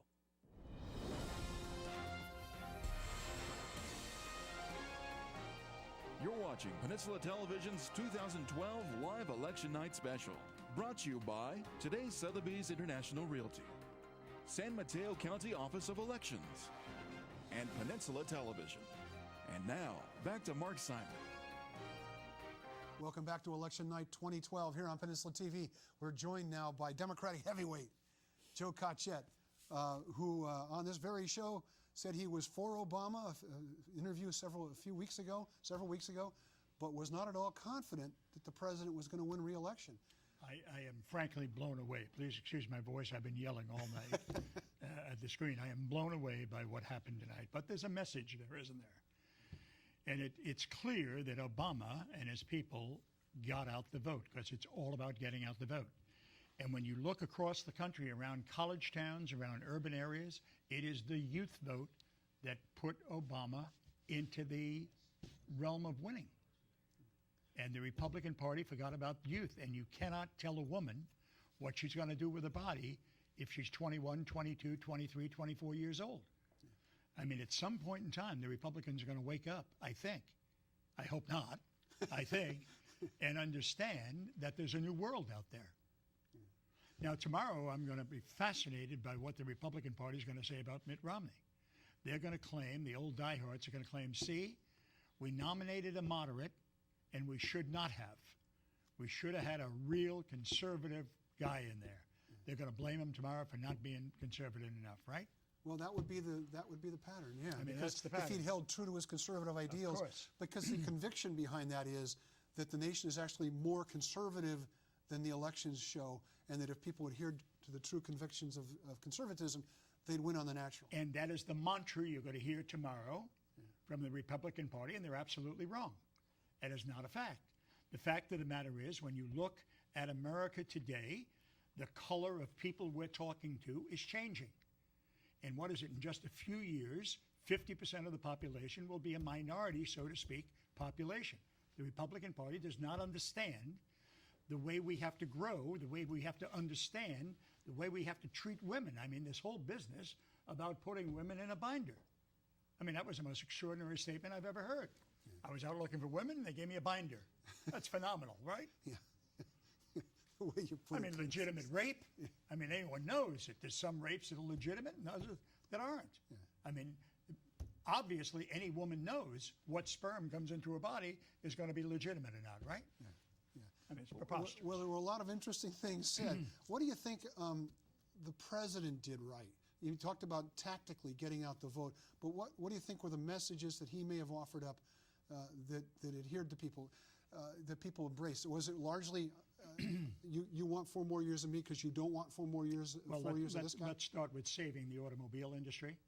Look at that whole specter across the top of Ohio. Huh? That was critical. Look at Indiana tonight, elected a Democratic senator. Again, the car industry, the automobile industry that he saved, he went out on a limb to do that. He went out on a limb with the TARP program. You know, I didn't think he was that dynamic. I was disappointed in him as a president over the past 4 years. But clearly, he had a plan. They all had a plan as to what they were doing because they got another 4 years. And I think you're going to see a different situation. Now, the tragedy is that the Republicans are going to lockstep again, and we could go through another 4 years, could we not, of a do-nothing Congress? Have we ended up pretty much right where we started when this whole campaign began? We have, unless Harry Reid gets rid of that 60-vote rule in the Senate. On the filibuster. And we all know what we're talking about? Yeah. That is the critical rule to make government work, that 60-vote rule. What you're talking about is the vote, takes 60 votes to end a filibuster. The threat of filibuster is what prevents people from acting. Which is found nowhere in the United States Constitution. Yeah. It is found nowhere in a rule. It is a rule that has been developed by senators themselves to have a friendly House. You were disappointed in Obama and said so publicly for quite a while. Yes. Do you think he's learned something? Because really what he was a man who clearly loved policy more than politics, and if he had a passion for what he was doing, was not able to communicate it. Oh, I think he had a passion, and I think he's a great communicator. He just couldn't figure out. I mean, there's a great book out. I apologize, it's late in the night with him. He's got to spend 2 to 3 weeks figuring out where to go. I mean, the whole story about getting Osama bin Laden. I mean, that took him months and months of struggle to make that decision. But I think we're going to see a different Obama in the next 4 years. I think he was a little taken back with the overwhelmingness of the presidency. I mean, this was what, a community organizer? Yeah. And now all of a sudden he's in the most expensive house in the United States, if not the world. Yeah. By the way, I think this house just sold for, what was it, $2 billion? Yeah. $1 billion on either side? Yeah.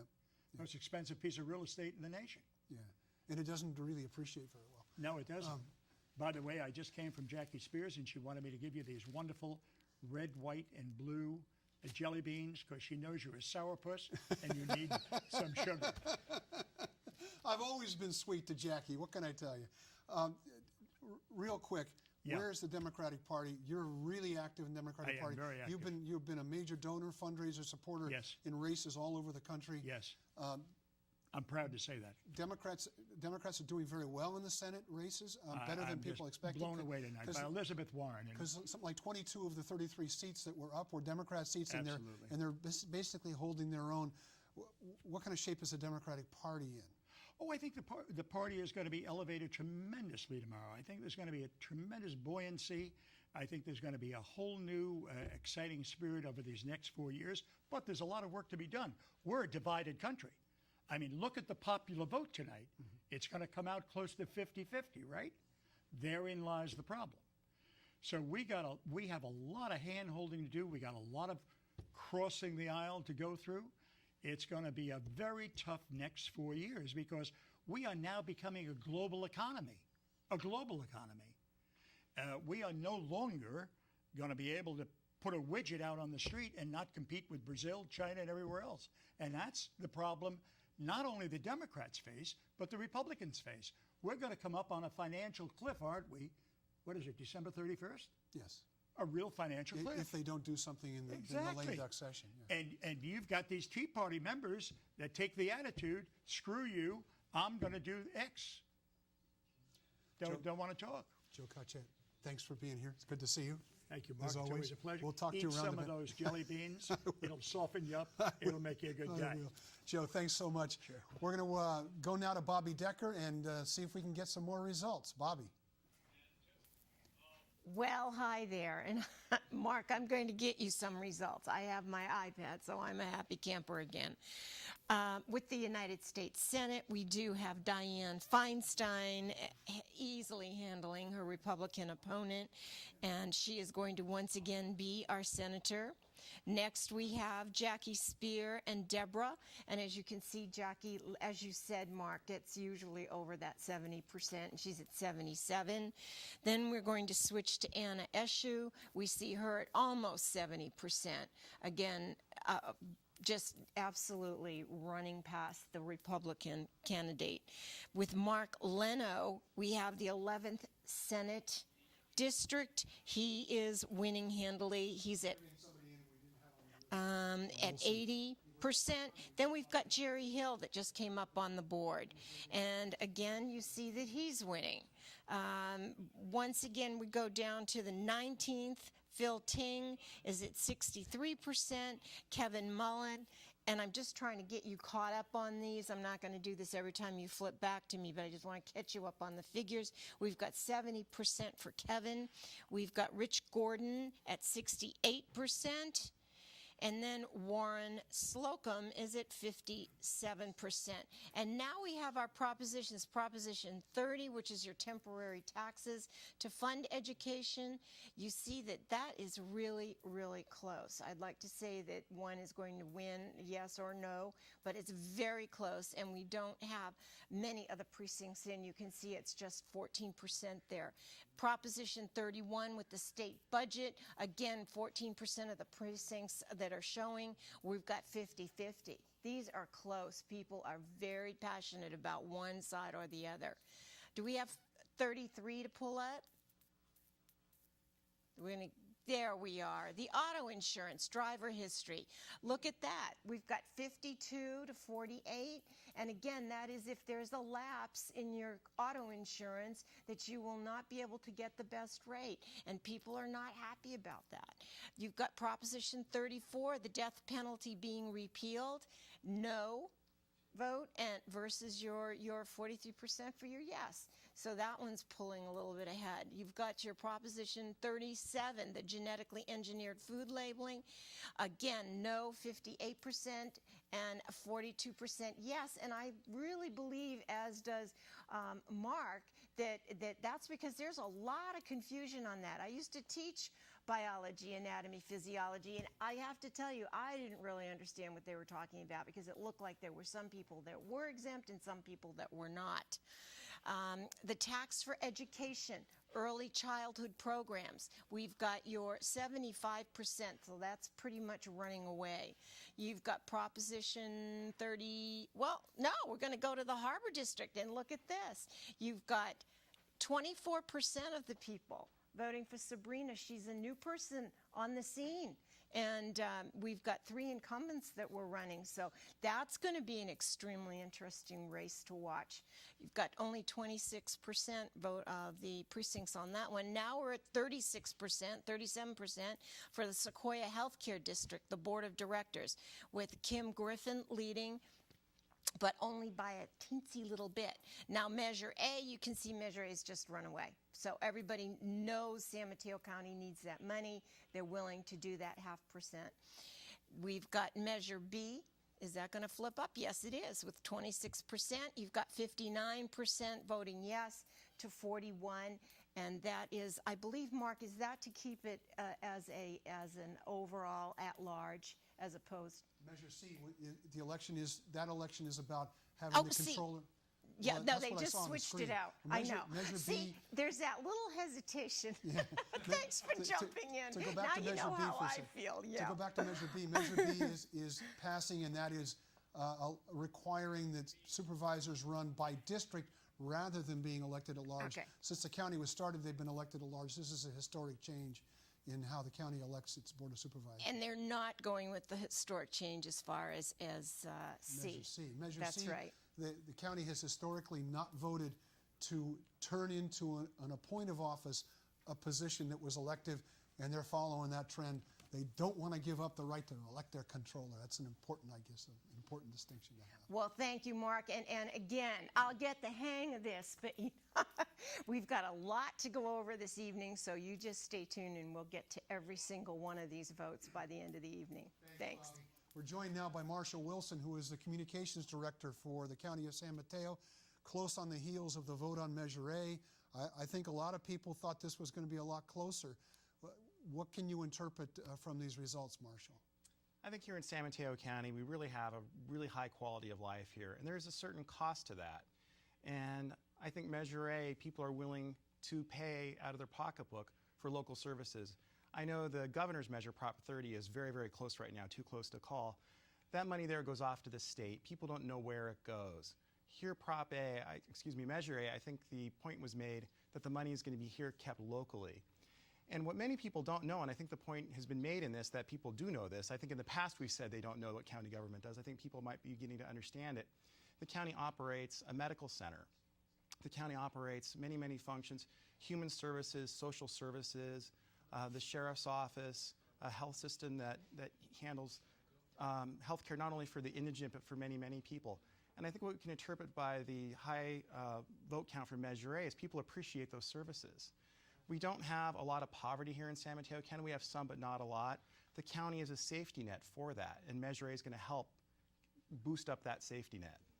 The measure that was on the ballot is non-specific. It just goes to county services, and it's one of those weird anomalies in the law that essentially a blank check requires a simple majority, but if it was for a specific thing, it requires a 2/3. We can anticipate, I guess, a long line of people outside the Board of Supervisors chambers lined up saying that their program needs this money. But there are certain county programs that this money would go to directly. It sounds like health care would be one of the most important ones. I think health care, that is one of the primary functions of county government, is health care, social services, public safety. And again, this is a non-specific tax. That's the way the state law is set up. And I personally think it is an oddity. If you're going to say very specifically what the tax goes for, that's a 2/3 majority. If you say it's a general tax, it's a simple majority. But I think there will be a lot of people lining up for those funds, and it's going to be a challenge, I think, for the Board of Supervisors moving forward to decide how to spend those. But I think it's also important that a lot of that money, I think, is probably going to be what we call in county government backfilling cuts from the state. What we're seeing right now over the past number of years is state and federal cutbacks in funding for county programs. So the county gets a lot of money, considerable amount from the state and from the federal governments. That's been declining. I think this will go to what we call backfilling it, to really maintain a lot of the programs we have. I wouldn't look for, and again, I'm not the elected board members, but I wouldn't look for a lot of big splashy new programs. I think a lot of this is going to be going to maintaining and protecting what we have today. And I think that message resonated with voters. A lot of suspicion was aroused, if that's the right word, for the fact that Seton Hospital in Daly City was the major contributor, backer of this measure. If it's not specific, then how does this work? What's the explanation for why, if some of this money goes to Seton, that money should go to Seton? What county services are impacted by the presence or the absence of that money going to Seton? Well, again, this is a general tax. Nothing has been decided that it is going to Seton, but Seton was a major funder of this.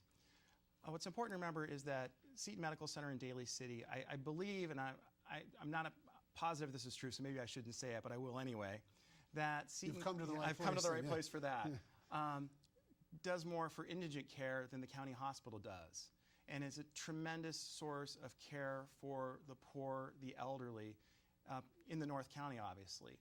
Now, because of state requirements that are obviously good requirements that emergency rooms, medical centers must meet very high earthquake standards, Seton is going to have to, what I understand, essentially rebuild their medical center and their medical facilities. So I believe they're going to be asking the county for assistance in that. That's going to be a decision the board will have to make moving forward and weighing all the other options for spending. Yeah. Marsha Wilson, Communications Director for the County of San Mateo. Thanks for dropping by here. That'll teach you to come in here. Thanks, Mark. Thanks so much for being with us. We're going to go over now to our social media maven, Katie Rolletto. What's going on over there, Katie? I like that, social media maven. I think I'll put that on my resume. Thanks. So one of the results from tonight is that, of course, President Barack Obama is going to be serving another term, which means, unfortunately for some, that Roseanne Barr is not. That Roseanne Barr is one of the trending topics on Twitter right now. Unfortunately for Roseanne, a lot of them are really that people got to the polls and they looked to their ballots and they were surprised that Roseanne was even on the ballot.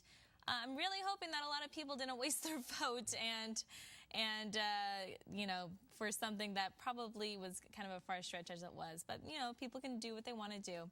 Some of the topics on Roseanne are 7,600 Floridians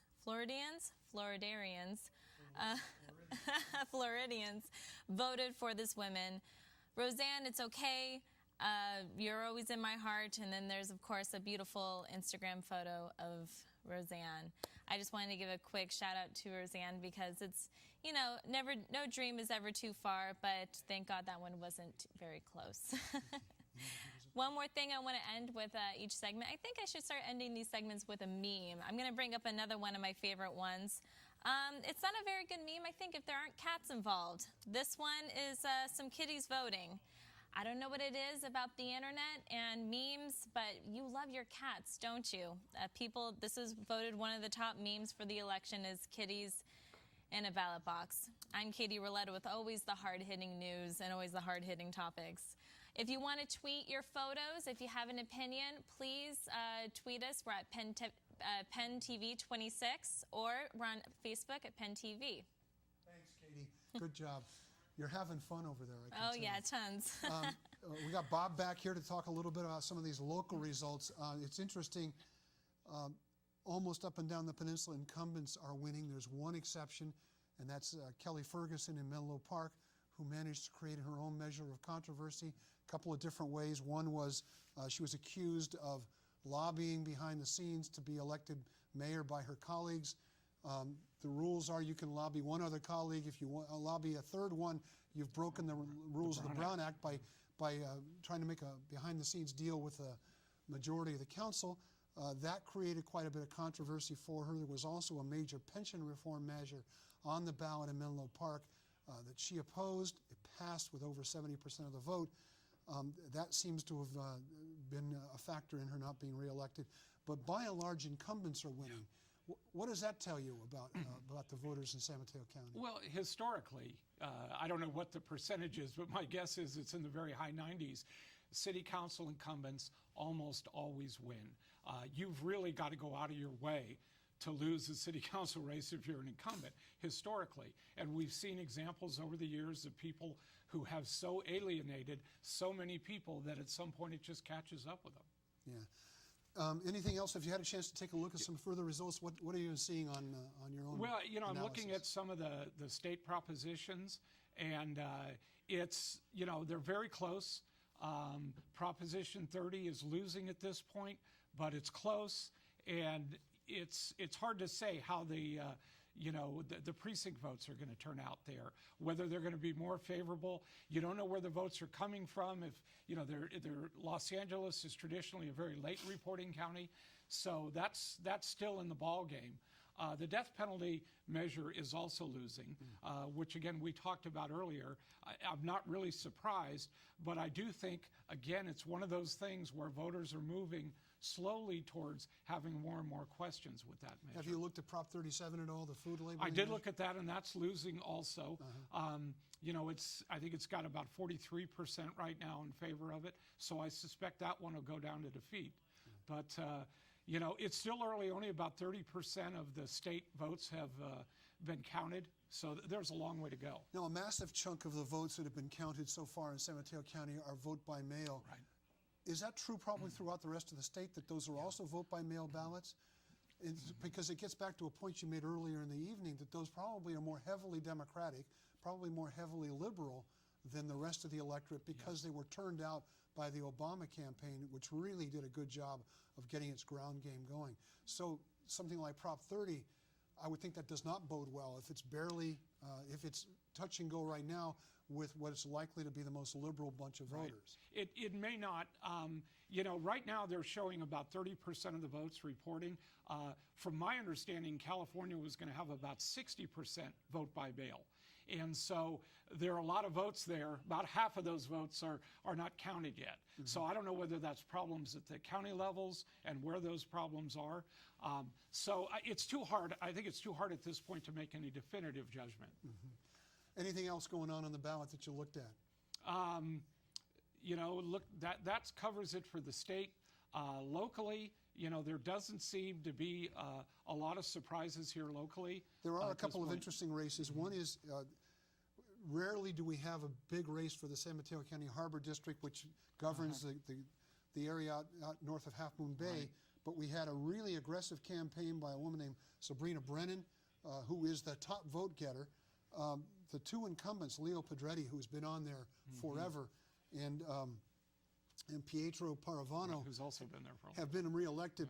Pietro had a better reputation among environmentalists than Pedretti did, but in both cases, they looked to have been safe.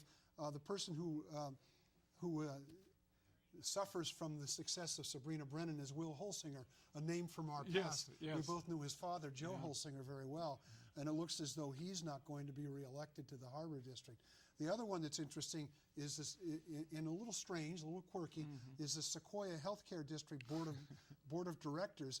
Jack Hickey was not up for re-election. He's the guy, the dissident, who's run for that board under the premise that the district should be dissolved and the money go back to the taxpayers, which is not quite as simple a task as he thinks. The proponents of the district think the money's being well spent on healthcare programs and charitable good works. He thinks that's not what the district was set up for. He ran for an open seat under the premise that if he wins that seat, even though he has to give up his other seat, it's sort of a mandate for his point of view. They'd have to fill his vacancy with somebody of like mind, and it would demonstrate again that the voters think the seat ought to be, that the district ought to be dissolved. Well, unfortunately for him, he's losing. Three-candidate race for 2 seats, and he's finishing third. Now, it's pretty close, but it's he's a good 8 to 10 points behind the other 2 candidates, which doesn't bode well. You and I have both known Jack Hickey for a long time. I guess this is an example of maybe over-interpreting your own election. Yeah. It's an easy trap to fall into, I guess. I think Jack, like a lot of political figures that we see, tend to live in their own world, sometimes a little too much, and get caught up with how they fit into the rest of the world. I think people do kind of as we talked about with some city council people, they kind of overstay their welcome. And so we'll see. I suspect Jack will not go away. No, well, he has no reason to be honest with you. We were talking about the state ballot measures. I was just quickly glancing at how San Mateo County voted, and on Prop 30, San Mateo County is voting for that like 20 points higher in support. Prop 32, which is being defeated, but probably not dramatically so, but is being defeated by a wider margin in San Mateo County. You've been here for a long time. You were involved in Republican politics for a long time.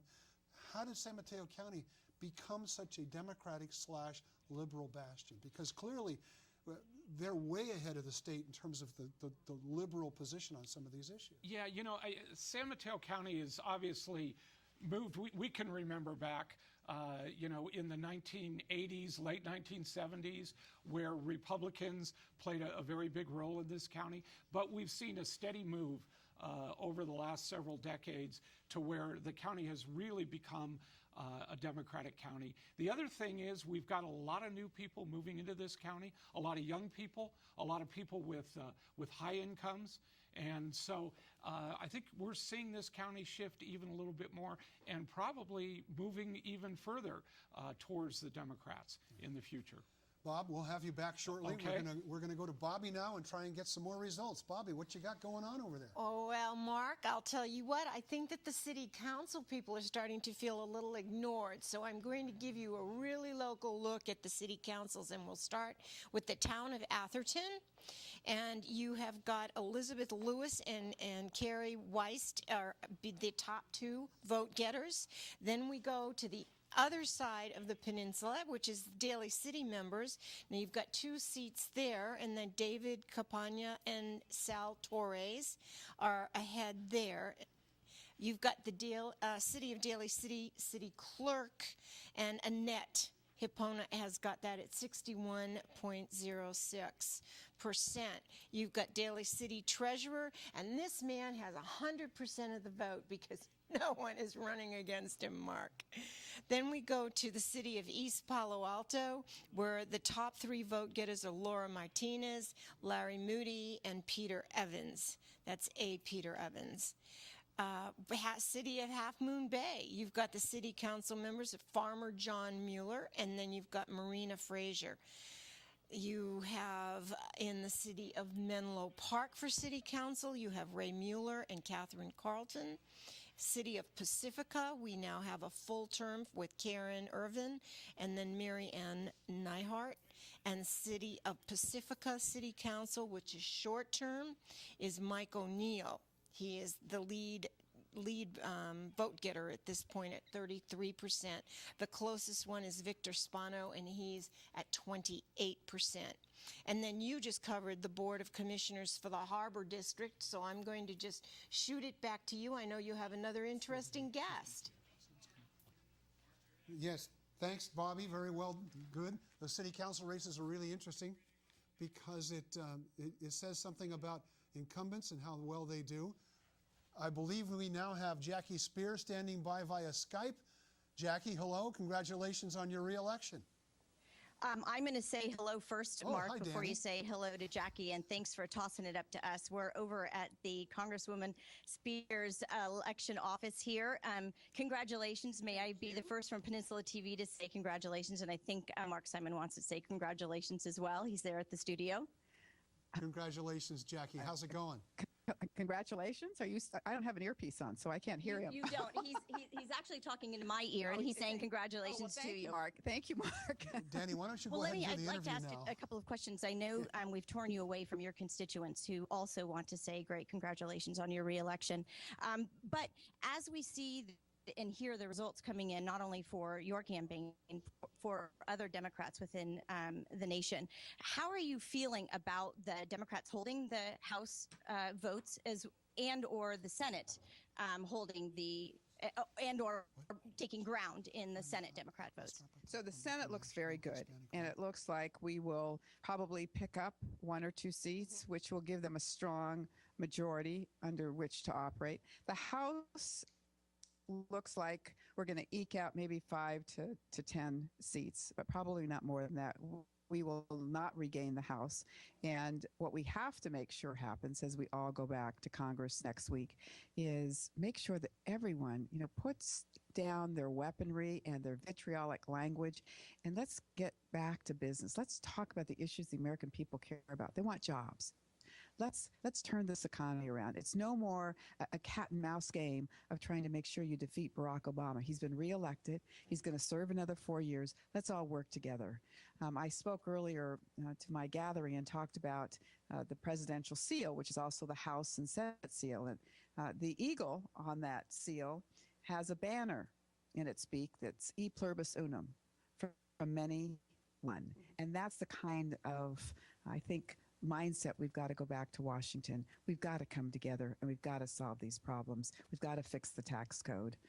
We've got to balance this budget, get rid of the national, not get rid of it, but certainly reduce the national debt so it's no longer $16 trillion, because our kids don't deserve to be burdened with that kind of debt that would really just ratchet down economic growth in this country in the worst way. Well, I think we all appreciate what you bring to the seat. You had mentioned earlier that tonight is a night of celebration. You get to sleep well, and then it's back to work tomorrow. I think you've heard from the national public that we do want to unlock the gridlock. And I think you've been touted as one of the individuals who just may have that key. What do you think is the key to unlocking that gridlock when we are so much in a numbers game, looking at who has the majority number of seats and or who can regain or who can't regain? How do we just simply build consensus? I think the president's going to be in a very good position to do that now. He's going to have a decisive victory here. And I think with that in his pocket, with the Senate strongly Democratic, it's really going to require us that we're part of the Tea Party coalition is going to be a strong message to the Republicans. You know, it's important to remember that if Ronald Reagan were alive today and running for office, he wouldn't get elected to office as a Republican because he wasn't conservative enough, and yet he is extolled as the conservative leader of the Republican Party. So I think we've really got to get back to some basics. We've got to get out of people's bedrooms. I mean, we spent so much time in the last session, in this session, trying to fend off, which became the number one priority of the Republican majority, and that was to get rid of contraception, get rid of Planned Parenthood, and repeal Roe versus Wade. 55 votes against women's health in this session of Congress. It's one a week.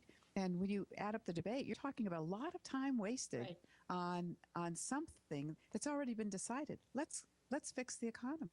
Well, I think you're going to receive a lot of support in ensuring that we're focusing on not just generating bills, but passing bills and creating bills that are touching our country and are meaningful, and that we have something that we can back behind. I think that we're also learning through social media and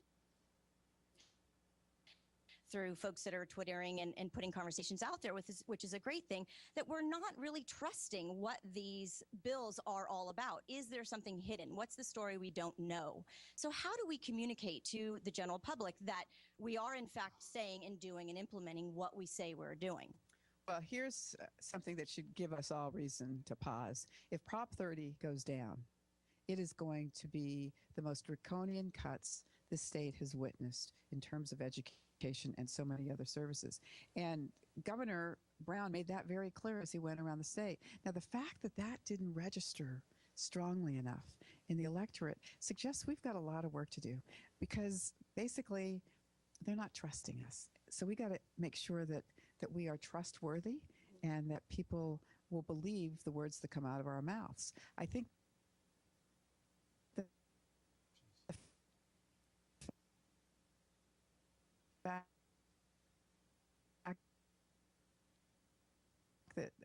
I've had a couple of incidences on the floor of the House where I took on colleagues because they were just telling falsehoods. We're supposed to be speaking the truth. Right.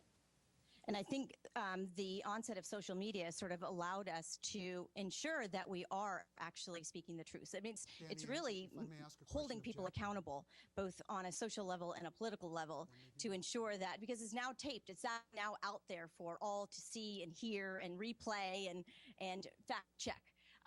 I'd just like to ask you one last question. What is your vision that you'd like to tell your constituents at Peninsula TV and your viewers from San Mateo County? I'm going back recharged. I'm committed to fix what ails us in this country right now, which means we've got to focus with a laser on job creation. Job leadership. We've got to look at ways of creating jobs in this country. We've got to bring greater accountability to the federal government.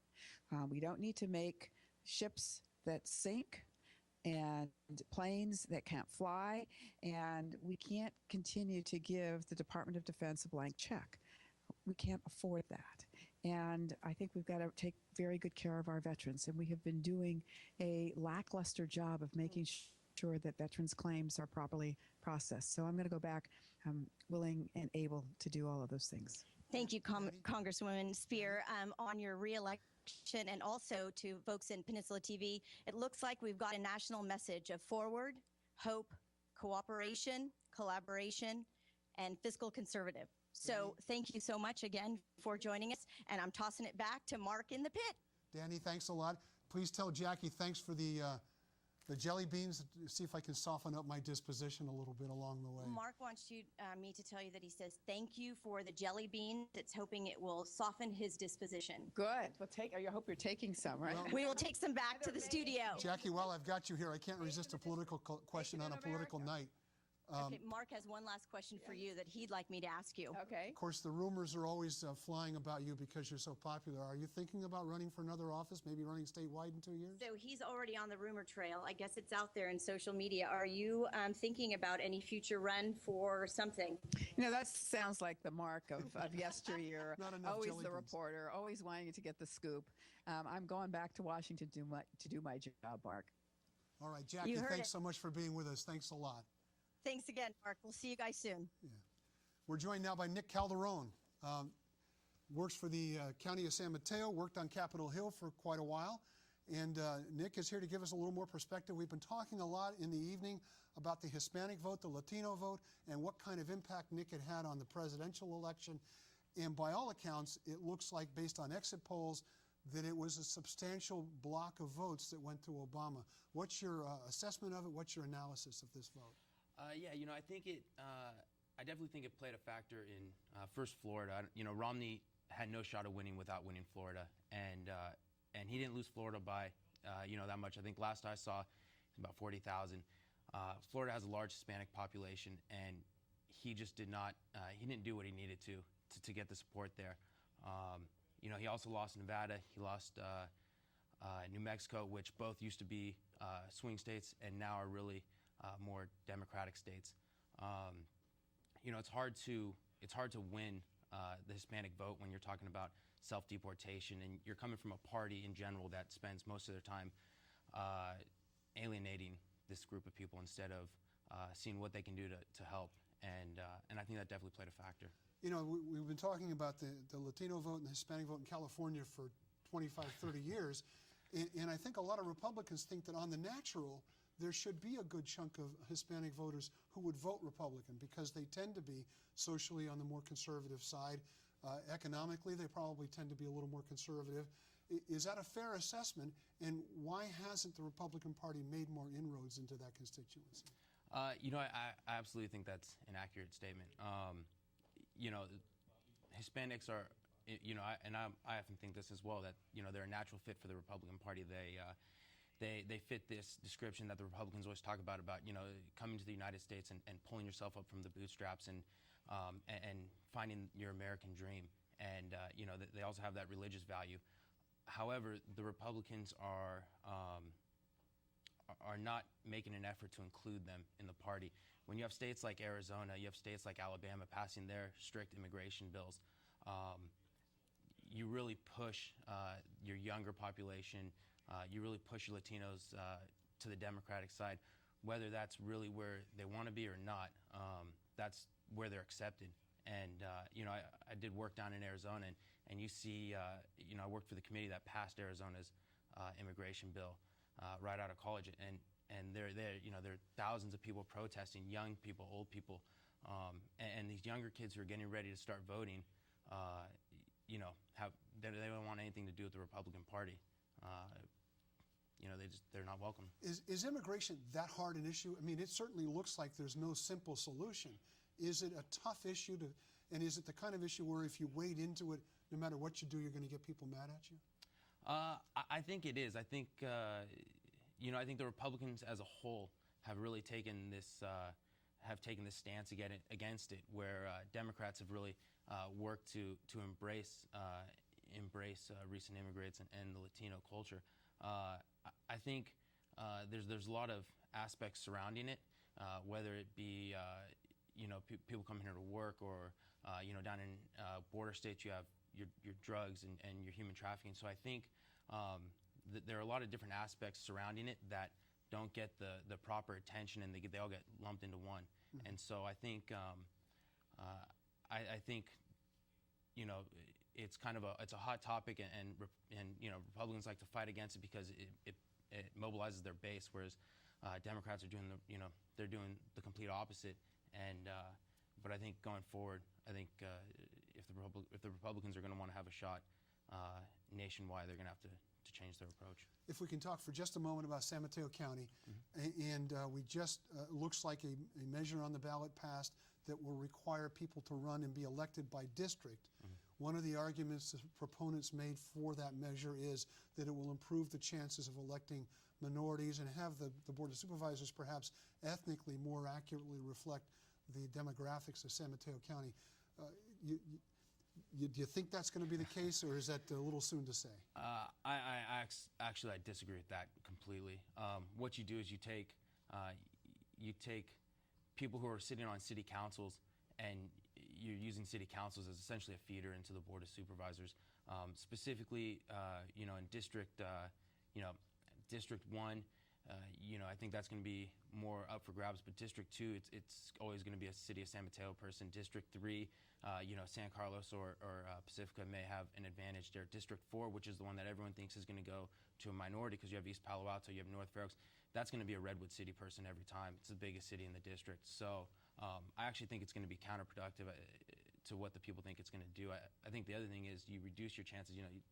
Talking about the Latino vote here, Ruben Morales, who was on the board First Latino, he didn't come from a city council, and I think you're reducing your abilities or your chance of getting someone, a good supervisor like Ruben Morales. You reduce your chance of getting him on the board. Nick Calderon, thanks for dropping by tonight. Absolutely. Good to see you. Thanks a lot. Thank you. We're going to go now to Bobby Decker and get some more election results. Bobby. Yes, here you are. You're back with me again, and I'm just scrolling very happily through the iPad. We are going to be talking about the school district measures. And Measure D in Burlingame, as you can see, that's 63% yes. That is going to be passed, it looks like. And you've got Jefferson Elementary School District, Measure I. Now, all of these measures are either for bonds or a parcel tax or a transient hotel tax, but it's to bring money back into the system for these particular cities because they have just been so decimated by the loss of the redevelopment funds and everything else.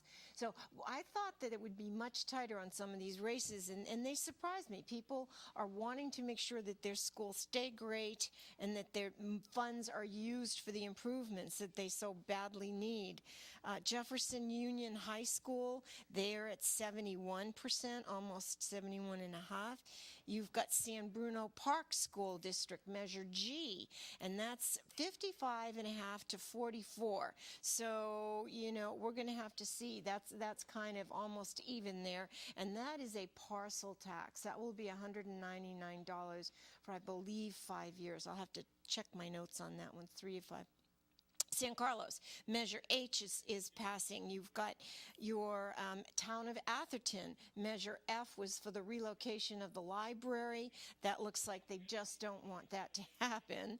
It's 68%. Town of Atherton again, Measure L was for improvements to the park. And, L is for improvements to the town center. And then M is improvements for the Holbrook Park. And you've got the city of San Mateo, Measure J. Again, you can see that's close, but right now it's winning. And then you've got the city of Menlo Park, Measure K, and that one's handily winning. So I've gone over the measures, Mark. I'll let you know what happens as more votes come in. Thanks, Bobby. We're now going to go to Katie Rolado, who is spending her time monitoring the blogosphere. I think we called you social media maven earlier, so take it away, Katie. I said I was going to put that on my resume. I like that a lot. Social media maven. So one of the most interesting things about this election is how prominent social media is in terms of election results and election getting the input on what the props are and what the measures are. As Danny had mentioned, it's really how a lot of people online are getting to answer questions, getting answers, really trying to dig what these measures and what these props are about. So now that the president has been called and deemed the winner for the next 4 years, people on Facebook and Twitter are now on to these measures and to these props that are coming in slowly. So one of the really great things about Facebook is how much they're really encouraging people to get out there and vote. People on Facebook, I have a Facebook app on my phone, and I got a little ping saying, hey, get out there and vote today. Okay, Facebook, sure, because you said so. So I did. As soon as I got online, it said, hey, did you vote today? I said, yes, Facebook, I did vote today. The great thing is that they're really trying to track how many people are on Facebook, because there are a lot of people on Facebook, so their numbers would be pretty close, and how many people are voting. They have this tracker of how many people in the nation are voting at real time. I assume this is how many people are clicking onto Facebook and saying, yes, I voted. They are also seeing how many votes per hour and when it's peaking, and they're really getting these demographics down, which is just very interesting and something that wouldn't have happened even 4 years ago. As promised, I have to end every segment with a meme because, well, I just can't be too dry. So my one that I picked out for this segment is this guy. It says, you mean to tell me Americans use Facebook to decide how to vote? Unfortunately, little boy, I'm pretty sure that's how it is. Or fortunately, depending on how you look at it and how much you dig to get your answers. If you have something to say, come to Penn TV on Facebook. We're under Peninsula Television, or on Twitter at PennTV26. Hashtag Penn TV Election Night, and I'll read your questions and your answers and your opinions and your pictures, all that stuff, put it on the air. Thanks, Katie. You're watching Election 2012 on Peninsula TV. We're on here until midnight. We're going to take a break right now. Stick around. We've got a lot more show ahead. We'll be right back. You're watching Peninsula Television's 2012 Live Election Night Special, brought to you by today's Sotheby's International Realty, San Mateo County Office of Elections, and Peninsula Television. Follow and interact with us on Twitter at PennTV26, at Facebook.com/PennTV26. And don't forget to visit our website at PennTV.tv. Psst. Hey, need some video work done? We can do that. We do all that video stuff. We can even put your video on that internet thingy. At Peninsula TV, we do full-blown in-studio production, talk shows, performances, speeches, anything. Remote multi-camera production, on location, at your event. And for the budget-minded, single camcorder production in high definition. We'll take your video project from first idea to finished product. For more info, contact Peninsula TV. 10, Mills Peninsula Health Services decided to create a health and wellness television program called HealthPoint TV. We chose Peninsula Television as our production partner. HealthPoint TV exceeded our expectations. The show even won a Best Public Affairs Programming Award from the San Francisco Peninsula Press Club. Penn TV is also online, where you can enjoy HealthPoint TV as well as other excellent community programming. We'd like to thank Penn TV for the high-quality work they have consistently produced for our organization.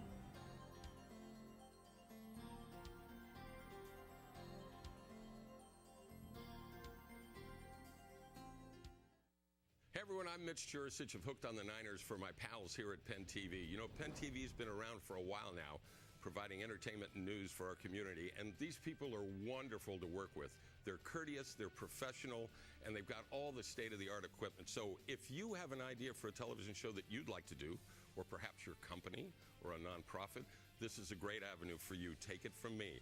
Contact the folks. The number's on the screen, and so is the website. Maybe we'll be seeing you on television. Peninsula TV would like to thank and acknowledge the San Mateo Daily Journal as our media partner for the 2012 election special. Hi, I'm Marshall Wilson, the Communications Director for San Mateo County. If you're looking for a place to find out what's going on in San Mateo County, as well as find any number of county and community resources, look no further than Peninsula Television and on the internet at www.pentv.tv. Peninsula Television is your source for information that impacts where you live and where you work.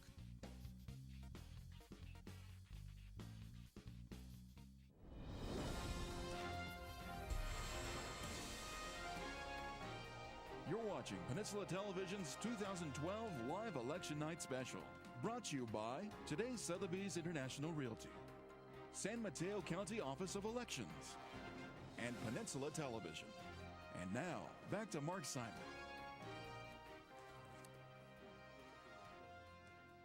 Welcome back to Election Night 2012, live on Peninsula TV. And speaking of live, we got a couple of live wires here. We've got Don Horsley, former sheriff, now a member of the San Mateo County Board of Supervisors, and his board colleague, Carol Groom. A couple of people who look pretty happy, and I think it's because Measure A passed tonight. Very happy. By a lot, 63% by our last measure. Yeah. Are you surprised that it got this much of a vote, Carol? I am surprised. I thought it would win, but I thought it would be a lot closer. But I think the people of San Mateo County have really understood that we have worked very hard to keep this budget balanced. We made a lot of really difficult cuts, and now we're asking for a little help on the revenue side, and the voters believed, I think the voters believed that we had done our best. Don, your thoughts? Well, you know, I had a career in law enforcement, then I was in a healthcare district, and then on the Board of Supervisors. And so, I mean, I know the kind of needs that I see in a community. And so one of the things that we were able to do, I think, pretty effectively was to communicate with people that this is for seniors, for low-income children, for the disabled. I think we did a great job of communicating that. And as a consequence, the voters responded to that. And, you know, I'm really gratified that we have such a really stunning victory. Now, what happens next? How soon does the Board of Supervisors have to decide what they're going to do, what you're going to do with this money? I mean, you have to wait till the election's certified, I guess, but is that going to be sometime in January when you'll really begin to talk about what the money, how much money is going to be generated and what it's going to go to? I think that what we'll probably do is a series of study sessions, open workshops where the public can get their input also. But I think that the five of us will sit down and very carefully determine percentages and the highest need that's out there and figure out what, you know, certainly for me, healthcare is a very big priority. We're unable right now to serve as many people as we really need to, and especially in a timely fashion. So that's a real high priority for me. Mm-hmm. And for me, we have a lot of infrastructure needs, and not only on the COSA, which is my district, which apparently I will represent more exclusively in the future, but we have in our parks, we have about $100 million in deferred maintenance in our parks. So as Carol says, and Carol, when she was the leader, actually demonstrated to some of these workshops where, in fact, the plastic bag ban that came out of Carol's office, we did do workshops, and we'll do the same kind of process again so that the public has lots of input. Yeah, we want to know for sure. They passed this overwhelmingly, so we really want to know what they think are their priorities also. The opponents made quite an issue of the fact that Seton Medical Center and the religious order that behind Seton was far and away the largest contributor. I guess people were suspicious that there was a deal kind of made, that you'd already decided you're going to spend the money on Seton.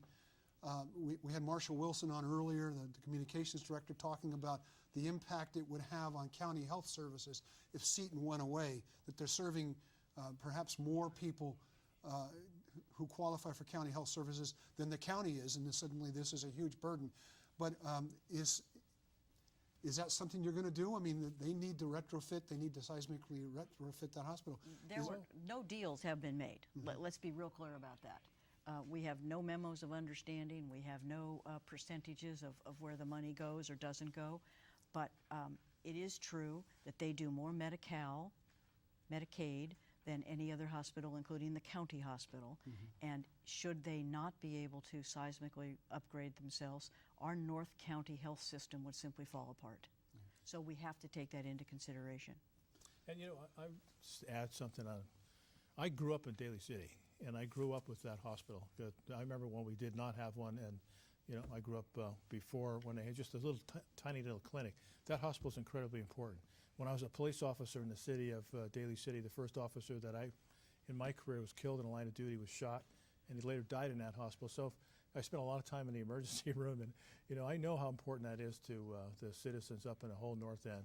And then over on the coast side, Seton Coast side has about 115 skilled nursing beds for people who, really are really require not necessarily hospitalization, but they can't really go home, and they really, they're close to their families, and so we do want to make sure that health care on the North End actually stays open. And so I think we were very open and apparent and transparent when we said that we really need to be able to make sure that all of our hospitals are seismically safe and our emergency rooms stay open.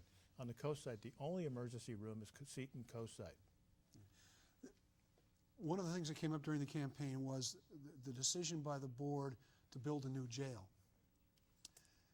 I don't know if people either misunderstood that you're talking about two different pots of money and two different responsibilities for the county, but I think it did say something about that sense that the county has money to spend.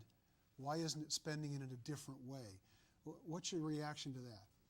Well, this is something, I think Carol has said a lot of times that we didn't really want to be spending money on the jail. The fact of the matter is that, when I was the sheriff in the 1990s, we talked about we needed to have another 500-bed jail. So it's something that's been a long time coming. Our women's facility is really, it's really old, it's dilapidated, needs to be replaced. It's a pig pen. And our jail's dramatically overcrowded. And then we have realignment. So, realignment is realignment the decision by the state to send more prisoners to the county jail so that they can meet their federal requirements. Exactly. Prison overcrowding. I think realignment was a game changer. Yeah. I think Don and I were somewhat reticent about making the commitment to build a new jail.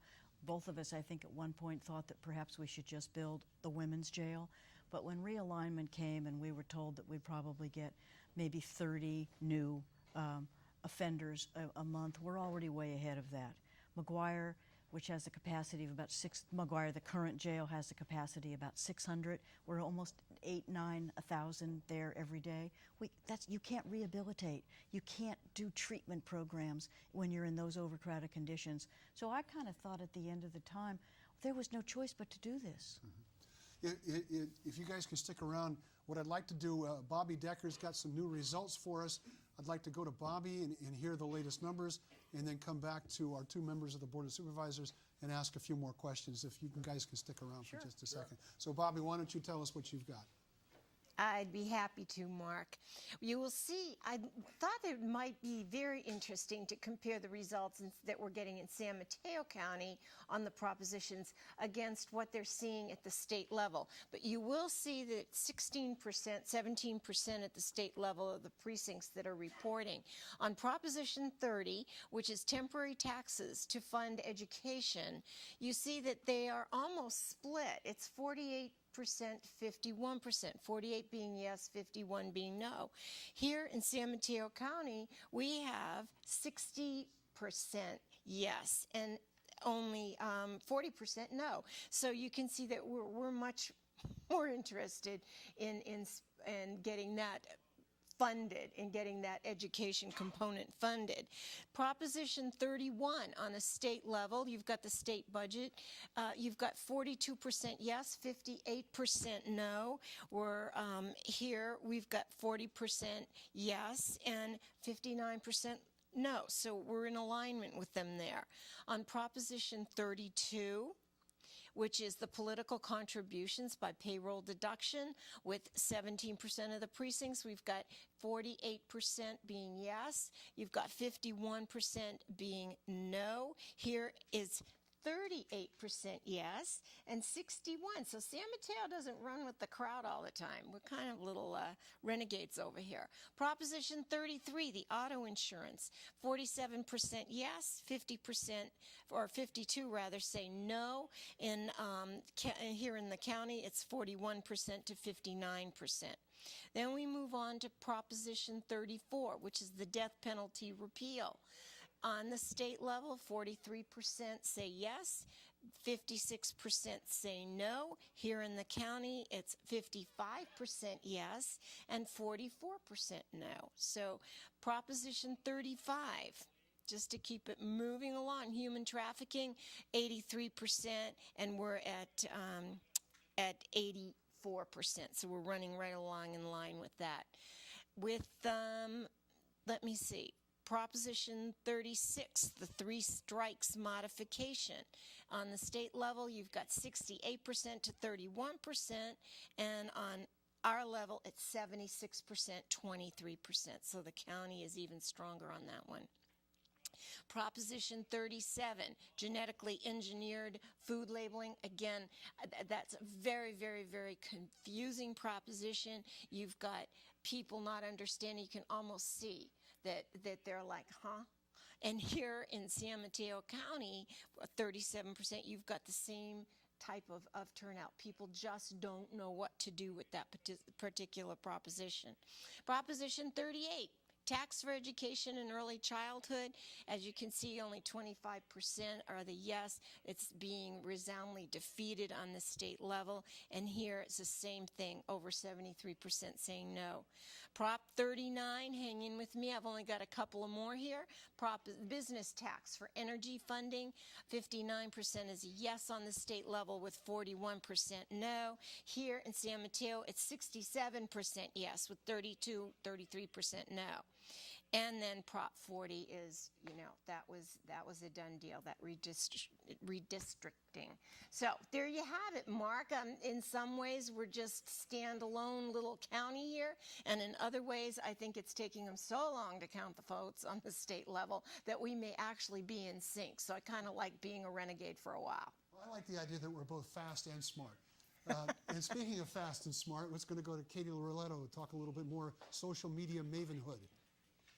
Well, some of the things that I've been looking on today is how to figure out if what you're reading on Facebook is actually true. It's a great way to post questions, to get answers, but there's a couple tips I can give you to see if what you're reading is actually accurate information.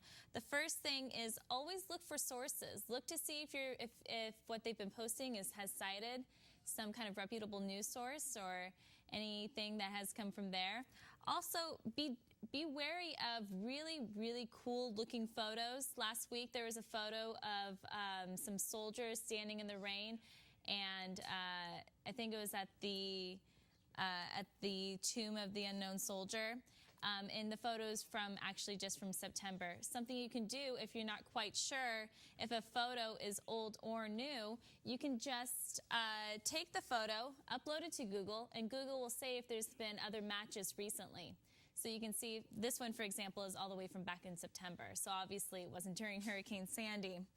The last thing is just don't fall for anyone trying to tell you things that aren't that you downright it probably isn't true. There's been reports of people saying that elections are actually going to be on Wednesday when obviously it's going to be on a Tuesday. That's all I got for you right now. Remember, always try and come back to us on Facebook. We're on Penn TV, or on Twitter, PennTV26. Thanks, Katie. It's always important to remember if you don't stand for something, you'll fall for anything. We're happy to have Don Horsley and Carol Groom still here.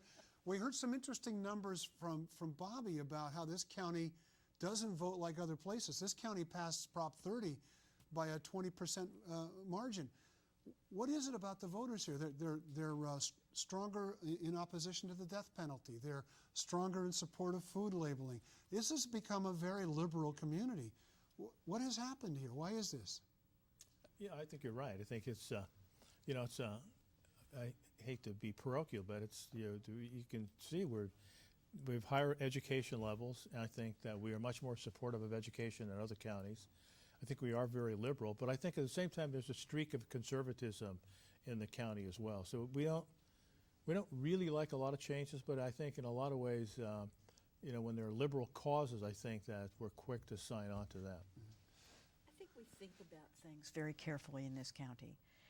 And so while we may be a little more moderate than other counties, but I do think we have people think they take their ballot, they take their voting very seriously, they take issues very seriously, and I think they don't have across-the-board decisions. Each proposition or each issue is thought about on its own. Mm-hmm.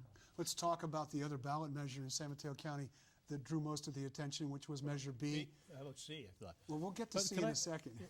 Go ahead. But I was going to say about C. C actually is a demonstration of their basic conservatism, because C was it's the county controller is essentially somebody who signs the check. And we were going to make that an appointed position, and it looks like it's failing. People like the idea of being able to vote for somebody. So that's pretty conservative. Years ago, when I was sheriff, I tried a number of times to have the coroner's office either appointive or part of the sheriff's office or the district attorney's office, because it seemed like it made a lot of sense. And it defeated twice.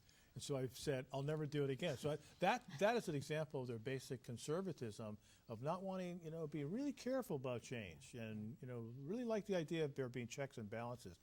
On the other hand, the death penalty, support for education, I think they're much more liberal, much more thoughtful. I like the idea that it only took 2 elections to learn that lesson. Let's talk about Measure B. Let's talk about Measure B, which means that from now on, this county is no longer going to elect people countywide. Both of you ran under those conditions. It's understandable that you would have found them valuable because it was a system in which you succeeded. But what do you think is this going to mean to the county? The proponents were saying we're going to get a board of supervisors that's more diverse, that perhaps more accurately reflects the population of the county itself. What do you think is going to happen? What are some of the unintended consequences that might occur? Carol? First, let me say that I'm disappointed in the voters' decision, although I certainly respect them. But I'm disappointed because I think that we've had good governance. And to me, this was about governance. It was about access. It was about governance. It was about having a county that's been well run, and I think has demonstrated it's well run by always having a surplus, being able to get things done. However, now in our city councils and on our school boards and on our boards and commissions in all of our 20 cities, there are a number of diverse men and women who have entered the political arena. They will be poised now to run for the next step. And one of the other things that was brought up a lot is it's easier to run when you which is true. You will not have to spend as much money. It will be just running in your 5 or 6, 4 cities or 3 cities or whatever the districts are made up. But I thought that campaigning wasn't supposed to necessarily be easy, and running for office wasn't necessarily supposed to be easy. And so I just preferred the at-large and thought that it made for better governance. Well, one of the reasons that I supported putting on a ballot was because the particular district that I serve in, I spent a lot of time in that community, and I constantly would hear people say, gee, we really like to have district elections. Not that they didn't like me, but they would like the idea of having somebody solely represent them. And I kept telling them, look, you'd have one dedicated person, but the problem is that you'll have 4 that don't have any vested interest in your particular community. But nevertheless, I thought people have the right to decide how they're going to be governed. In terms of making it the idea of being cheaper, I doubt it. Just take a look at San Francisco, look at Santa Clara County. San Francisco, one of the supervisors' races, I understand, raised $800,000 in one candidate. So I don't think that it necessarily takes money out. I think it does make it smaller. It makes it, perhaps easier to run. I guess it's easier to be able to reach more people. I also think it has the potential of becoming more parochial.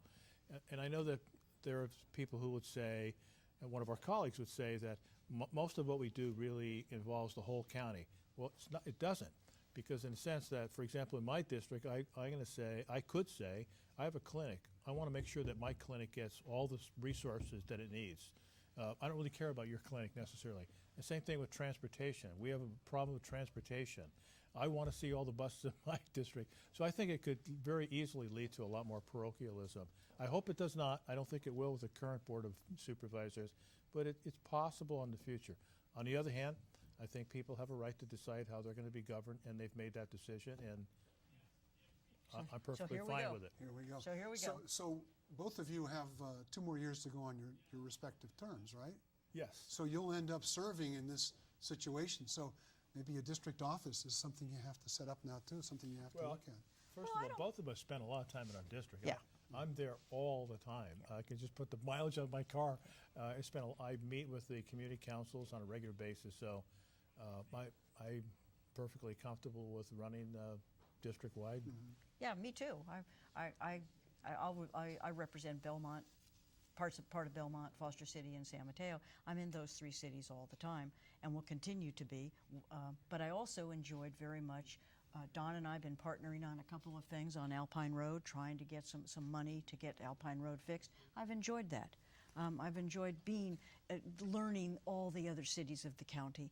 I've really enjoyed being kind of a part of East Palo Alto, kind of a part of Daly City, so I'll miss that part. But that doesn't mean we still can't do it. I'll give you an example of what Carol just mentioned about she and I working on Alpine Road. Neither one of us have that district. Yep. Yeah. Let me ask you, earlier in the show, Nick Calderon works for you, a real bright sort of up-and-comer political mind, talked about how his concern was that what was going to happen is the large cities were going to dominate these districts.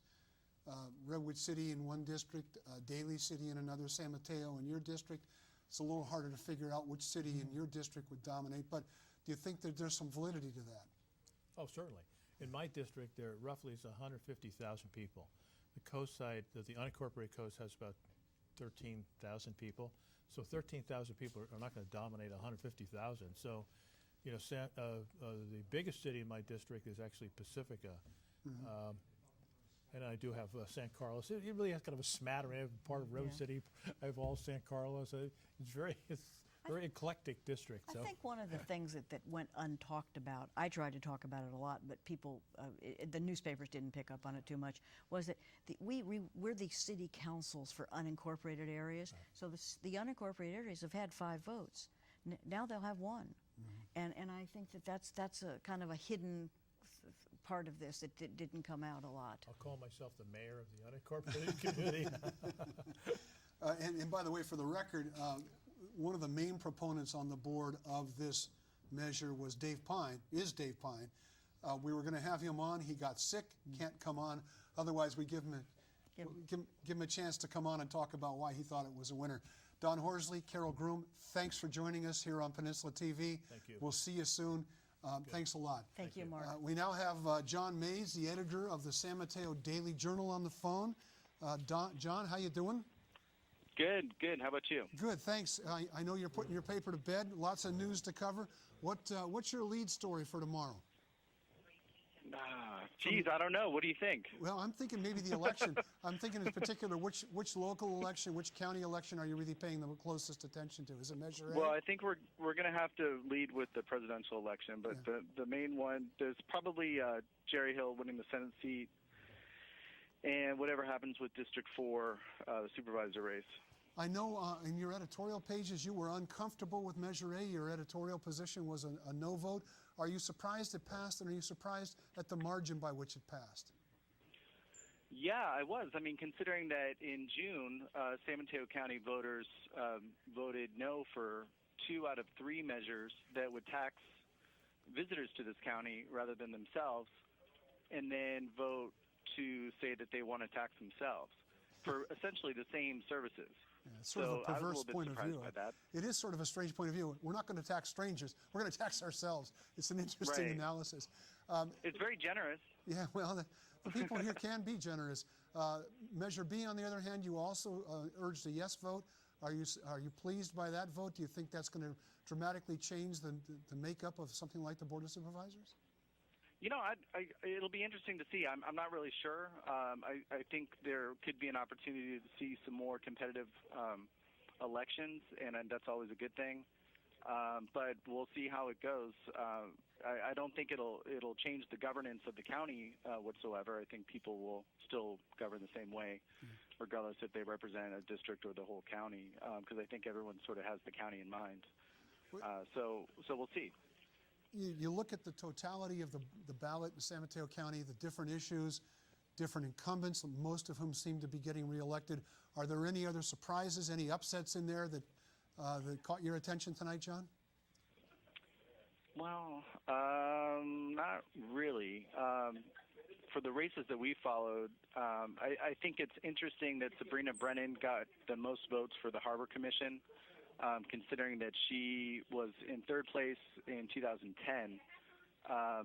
So I think, just the name recognition of having run once before, and then also just having a really strong grassroots campaign really helped her out.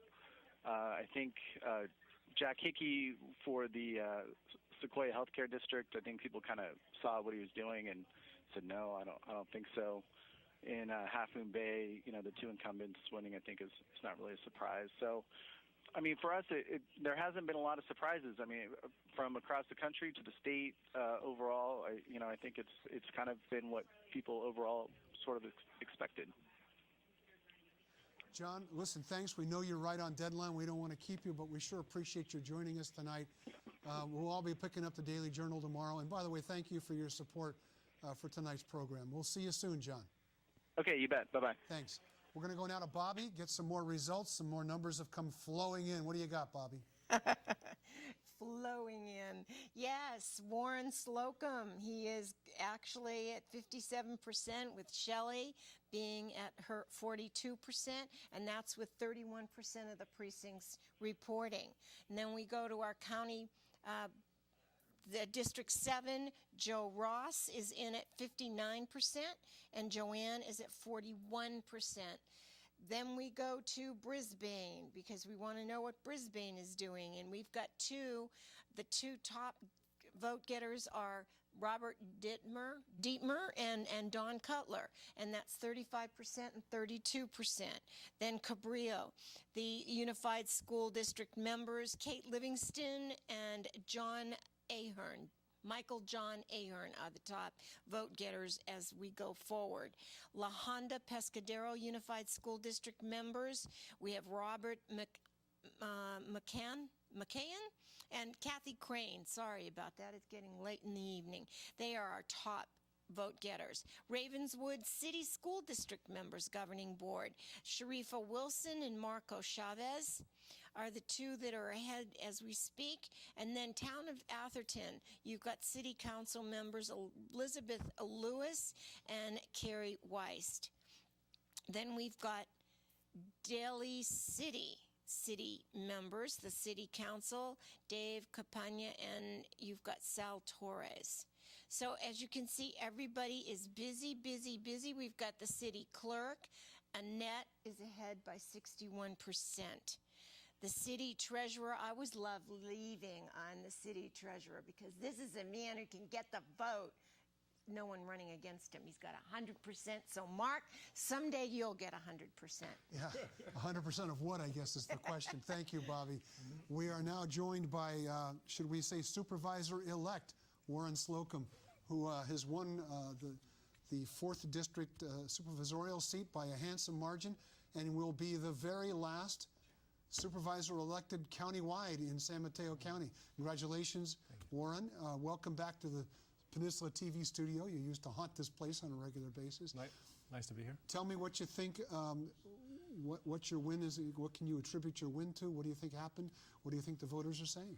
Well, you two are the analysts, so maybe I should leave it to you, but I'll give you my theory.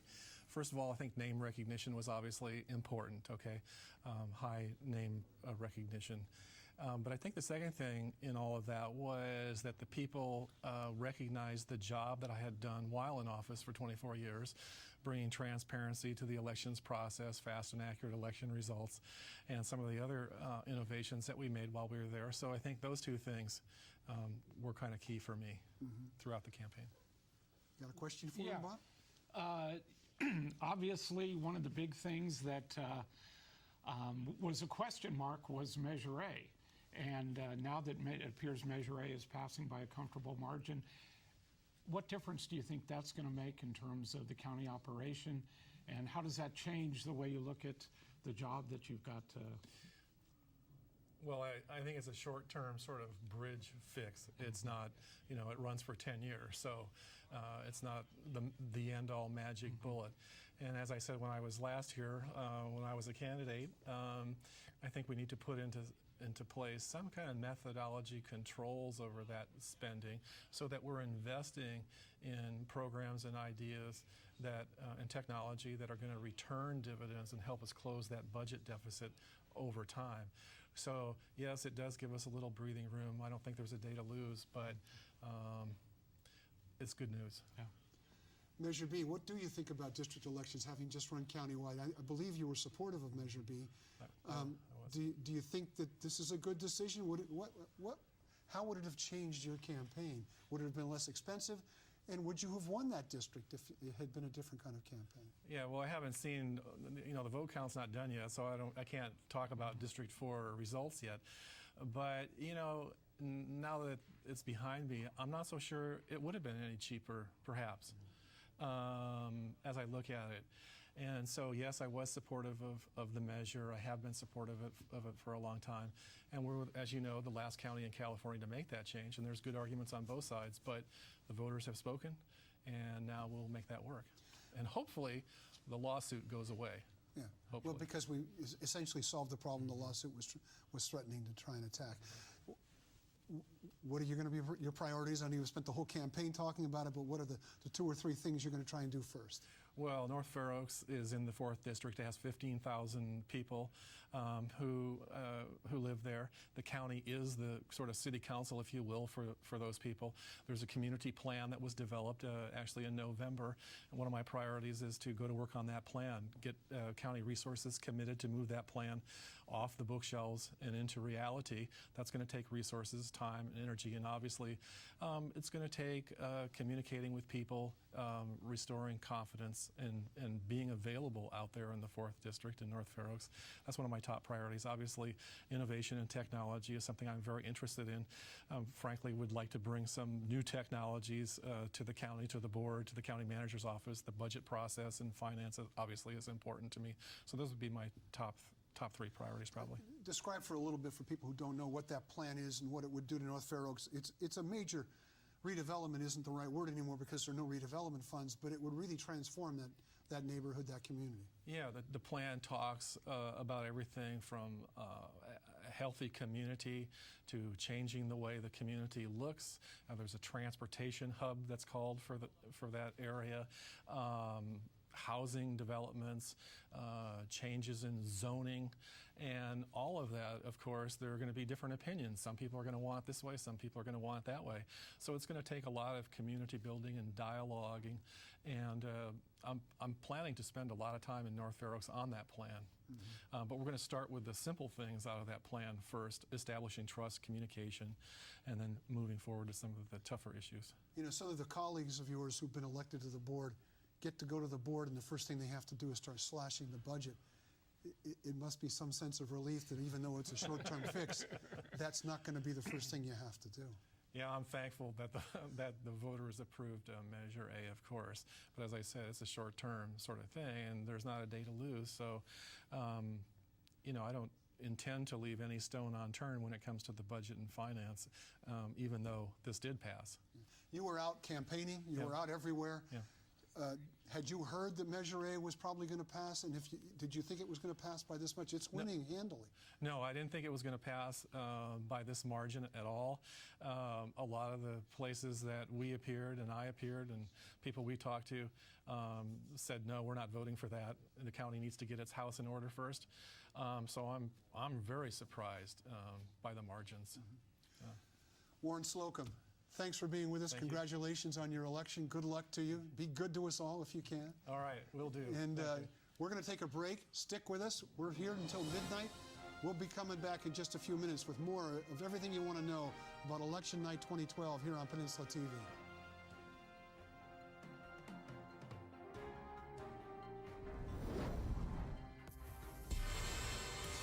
You're watching Peninsula Television's 2012 Live Election Night Special, brought to you by today's Sotheby's International Realty, San Mateo County Office of Elections, and Peninsula Television.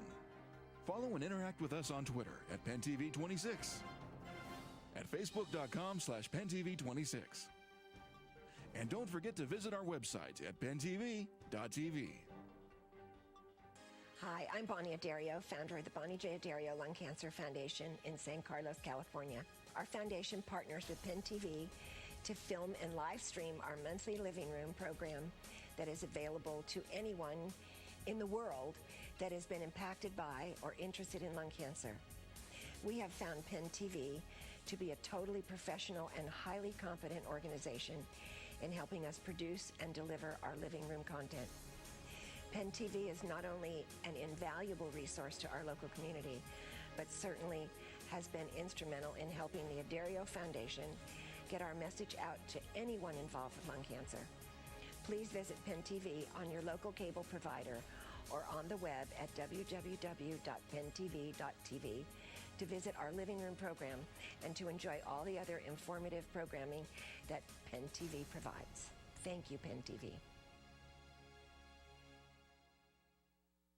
Hola, yo soy Pedro González, miembro del Consejo Municipal de la ciudad de South San Francisco, California. Soy el anfitrión del programa en español El Mundo Latino en Penn TV, canal independiente de televisión, fuente de información, noticias y programas de entretenimiento en el condado de San Mateo desde 1999. Estos recursos de información para la comunidad son invaluables y necesitan nuestro apoyo y soporte. Les pedimos formar la costumbre de ver los programas de Penn TV en el cable proveedor de su televisor. También tiene la opción de verlo en penntv.tv. Si desea proveer ayuda financiera, vaya a penntv.tv y oprima la tecla Donate, que quiere decir donación. Muchas gracias por su atención. Tonight's live election night special is brought to you by Today, Sotheby's International Realty, bringing new technology to a 200-year-old tradition while serving the San Francisco Peninsula, Silicon Valley, and clientele worldwide.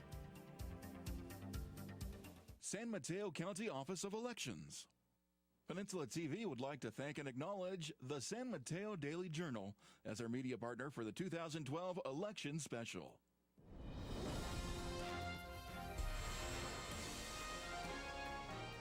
You're watching Peninsula Television's 2012 Live Election Night Special, brought to you by Today's Sotheby's International Realty, San Mateo County Office of Elections, and Peninsula Television. And now, back to Mark Simon.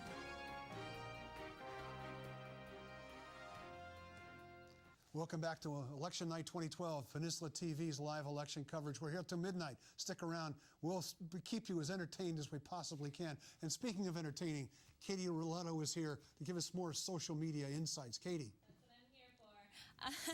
Always entertainment. I'm not just going to be tracking the Facebook posts around San Mateo County, but around the entire world. Right now, I'm looking at a lot of Instagram photos of parties of both kind, both the celebratory and the pity party, of course. This one is from Colorado. Looks like everyone's having a good old time over there, almost as good of a time as we're having here in the studio. Right here is not cited, but there are balloons here, and people are watching the election from all over the country and the world as well. But these ones are just of the country. People are really having a good time in Richmond, Virginia. I think they're just going to the streets, having a grand old time, as in Berkeley. Unfortunately, the Romney headquarters in Atlanta is a little bit sparse. So people are, documenting their entire night and how everything's going for them, and it's all on the web and all for us to share and have on Penn TV. So go ahead and Twitter, tweet your pictures, tweet your thoughts to Penn TV 26 or on our Facebook, which is at Peninsula Television. Thanks, Katie, very much. Always a pleasure. We now are being joined by Roseanne Faust, the Chief Executive Officer for the San Mateo County Economic Development Association. We like to call it Samsita. It's a lot easier. Thanks for being here. Let's start with Measure A. Is that good for business that we're raising our sales tax by a half cent? I know Samsita took no position on it, which I think the proponents of Measure A thought was a win for them. But in any event, your sense of that, it's really an overwhelming vote in support of people raising their own taxes to help pay for county services. Well, I think what it says, and it says for the business community, because in the time that I've been at Samsita, I've never seen the board where they were very evenly split on this issue. They basically had a very healthy, engaging debate and the pros and the cons. And what this shows is that if we have sales tax that we control locally, people will support it.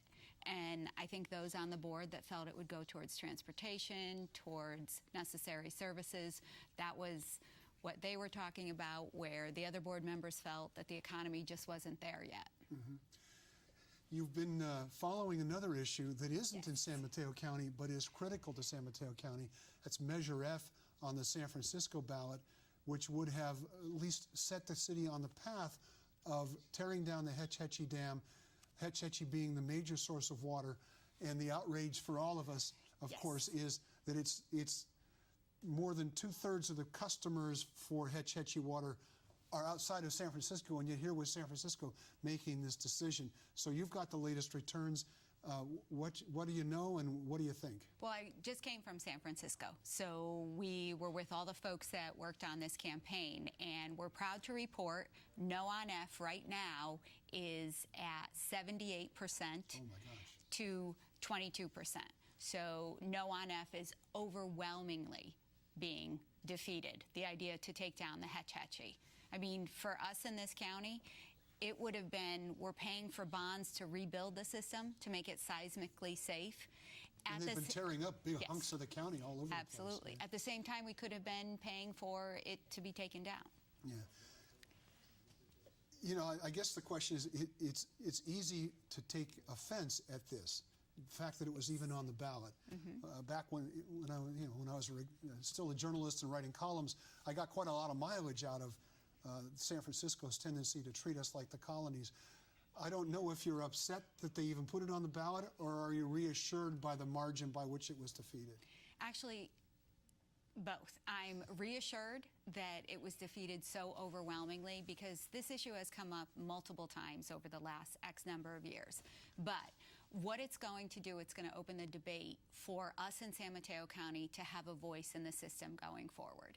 Because many of us that were involved in No on F said, you have 4 counties, you have 30 cities, you have the majority of users, 2.4 million users of the Hetch Hetchy system, most that reside outside of San Francisco. So now is the time for that legislation to talk about how we can have a voice. So a regional board, basically not let San Francisco have complete control over it? Exactly. You're talking about something that's, I don't know, over 100 years old in terms of the structure. Plus, it's a major source of revenue for San Francisco.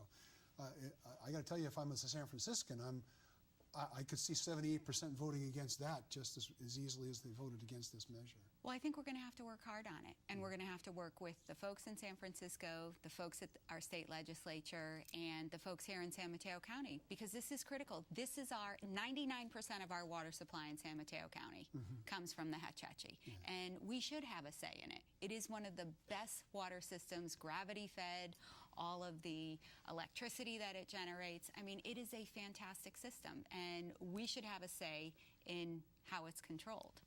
One of the stories we've been sort of talking about throughout the evening is how San Mateo County votes compared to the rest of the state. And for example, Prop 30 is passing in this county. If it's going to pass, it's going to pass very narrowly statewide. There's a number of other issues. Prop 32 is losing statewide. It's losing by a substantially larger margin here, which you can interpret as a vote in support of union political activity.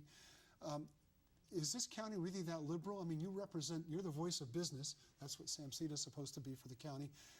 Do you just happen to deal with the group of people who are somewhat more conservative, or is this basically just a liberal Democratic county, very solidly so? That's a really tough question, and I wouldn't put it as a liberally Democratic county. I'd put it as a rational county. I mean, people want to get things done. And San Mateo County is known for getting things done. So when you start to talk about party lines, yes, voter registration shows it's Democratic, but you have people coming to the table wanting to work together. And from the business perspective, that's how you get things done. It can't be all one way or all the other way. And so I'd call it a rational county. You represent a group of people who are more than likely going to be the people, the candidates for office ask for money. Now we're going to have district elections rather than county-wide. How do you think that might change the involvement of the constituency you represent? I'm curious how it's going to change things, because I've always said, and I'm a proponent of at-large elections. And when I was on the county charter review committee, we did recommend that the supervisors put it on the ballot because we felt that the voters should decide. The issue is that you've got to have 3 votes. On a 5-member board, you have to have 3 votes. So you have to think about that. And the issues that you're going to have to address go over district lines. So people have to be willing to come to the table. And it can't be a winner take all or a loser lose all mentality. I mean, that's not going to work here. So it's a way of, I mean, the business community has supported people not for what party they're at, but for what they actually get done. I've never thought of it this way but district elections changes the way you think about things. Are there some districts that have more business, that have more of a business constituency than others? I mean, I think of the biotech community in South San Francisco. That's going to be a dominant element in that district. I'm not sure. Historically, businesses in this county are spread out. Yes. I mean, you have it if you go, well, let's go up the 101 corridor. Sure. So from South San Francisco down, through Burlingame, through San Mateo, through Millbrae, through, you're coming into Foster City, Redwood City, Menlo Park. You have a variety of businesses. The venture capital, I mean, where's it located? Sand Hill Road. You've got the app manufacturers, you have high tech. I mean, look at where Oracle's located, Electronic Arts, you have DreamWorks going up, you have Visa, you have Gilead, you have EFI. I mean, it goes up that corridor. So if you're looking at it, the coast side doesn't have as much business when you think about it. So they have different issues on the coast, and those have to be addressed. Okay. Roseanne Faust, thanks for joining us tonight.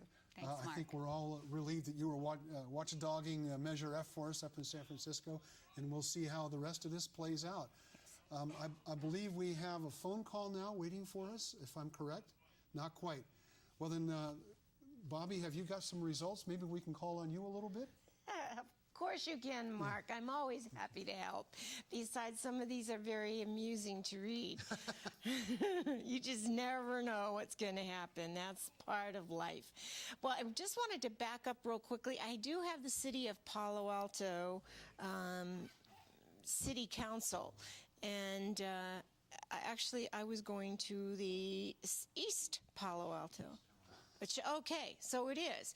What I wanted to point out to our viewers is look at how close that race is. That is an amazing 17%, 16%, 16%, 15%, 15%, and you've got 3 seats that can be taken. So you need to keep your eye on this one because that is definitely not over by a long shot. Then we're going to go to the city of Half Moon Bay. Cool. I've got it rocking and rolling now. Farmer John is still ahead. John Mueller, he's at 37%.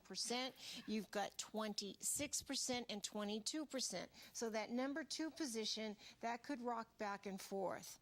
Then you've got the City of Menlo Park City Council. Again, that's 2 positions. You've got 26, 24, 22. So you can see those top 3 people are really chasing after one another to get one of those 2 seats. Then we have the City of Pacifica, a full term. That was, again, you see you've got your 38%, your 35%, and 26 vote. So it looks like the top 2 are just chasing each other as to who's going to be first and second. Then we have Pacifica going on a short term. That's a 2-year term. This is with 42, almost 43% of the precincts reporting. You've got Mike O'Neill at his 33%. Then you've got the next 2 at 27 and 26. So again, this is an election year where people are they won't know until that last vote is counted. And then, let me see, the Harbor District. Again, everyone's so surprised. Sabrina, very well spoken, really aggressive after this position. And it's with 68% of the precincts voting, you see that she's up there at 24%. Then you've got your 20 and your 21 and your 19. So again, a clump right there at the 2, 3, 4 spot. The Sequoia Healthcare District, the board of directors, you've got Kim Griffin and you've got Kathleen, and they're neck and neck. So, like I said, Mark, this is an amazing year, because there are a lot of talented people out there. They want to make change in government. They're sick of the status quo fighting in the this bickering back and forth, getting nothing done, and you see it. We're trying to get people in there that are going to make a difference. So I send it back to you, Mark. Thanks, Bobby. We are joined now by Shelly Kessler, the head of the San Mateo County Central Labor... No, I'm sorry, Shelly Mazer. Got my Shellys mixed up. I apologize, Shelly. Yeah. You're the one I'm without the not E. the Labor Council. Shelly Mazer, who was a candidate for Board of Supervisors, running from a school district seat. Tough uphill battle for you, but I think you acquitted yourself well. I don't know if you feel good about not winning, but you ought to feel good about how it turned out. Tell us your thoughts about the election and what you think happened, other than somebody else got more votes than you. Well, I mean, you know, there's still a lot of votes to count, so we'll wait and see what happens when it's done. Okay, well, I didn't mean to jump the gun on you there. I apologize for that. Are you calling the race, Mark? No. That would not be my place to do. Although I guess we kind of have done that tonight. But tell me how you think it's going then, and what you're hoping will result in turning the race around. Well, I mean, you know, obviously the spread is not in our favor right now, but, you know, the voters we're waiting to hear from are the voters that we've been reaching out to for the last month with our phone calls and our precinct walking. And so, you know, we shall see. We shall see what happens once all the poll voters come in and see how it turns out. You know, you're running in the last campaign in San Mateo County that's county-wide for the Board of Supervisors. I know. You think it would have turned out substantially differently if it had been a district election only? You know, it's hard to say. You know, it's certainly would have been a lot less expensive and a lot less time, but it's very hard to say. It just would have had very different character. Who knows what the primary would have looked like, and if we would have ended up in the same place in the general election.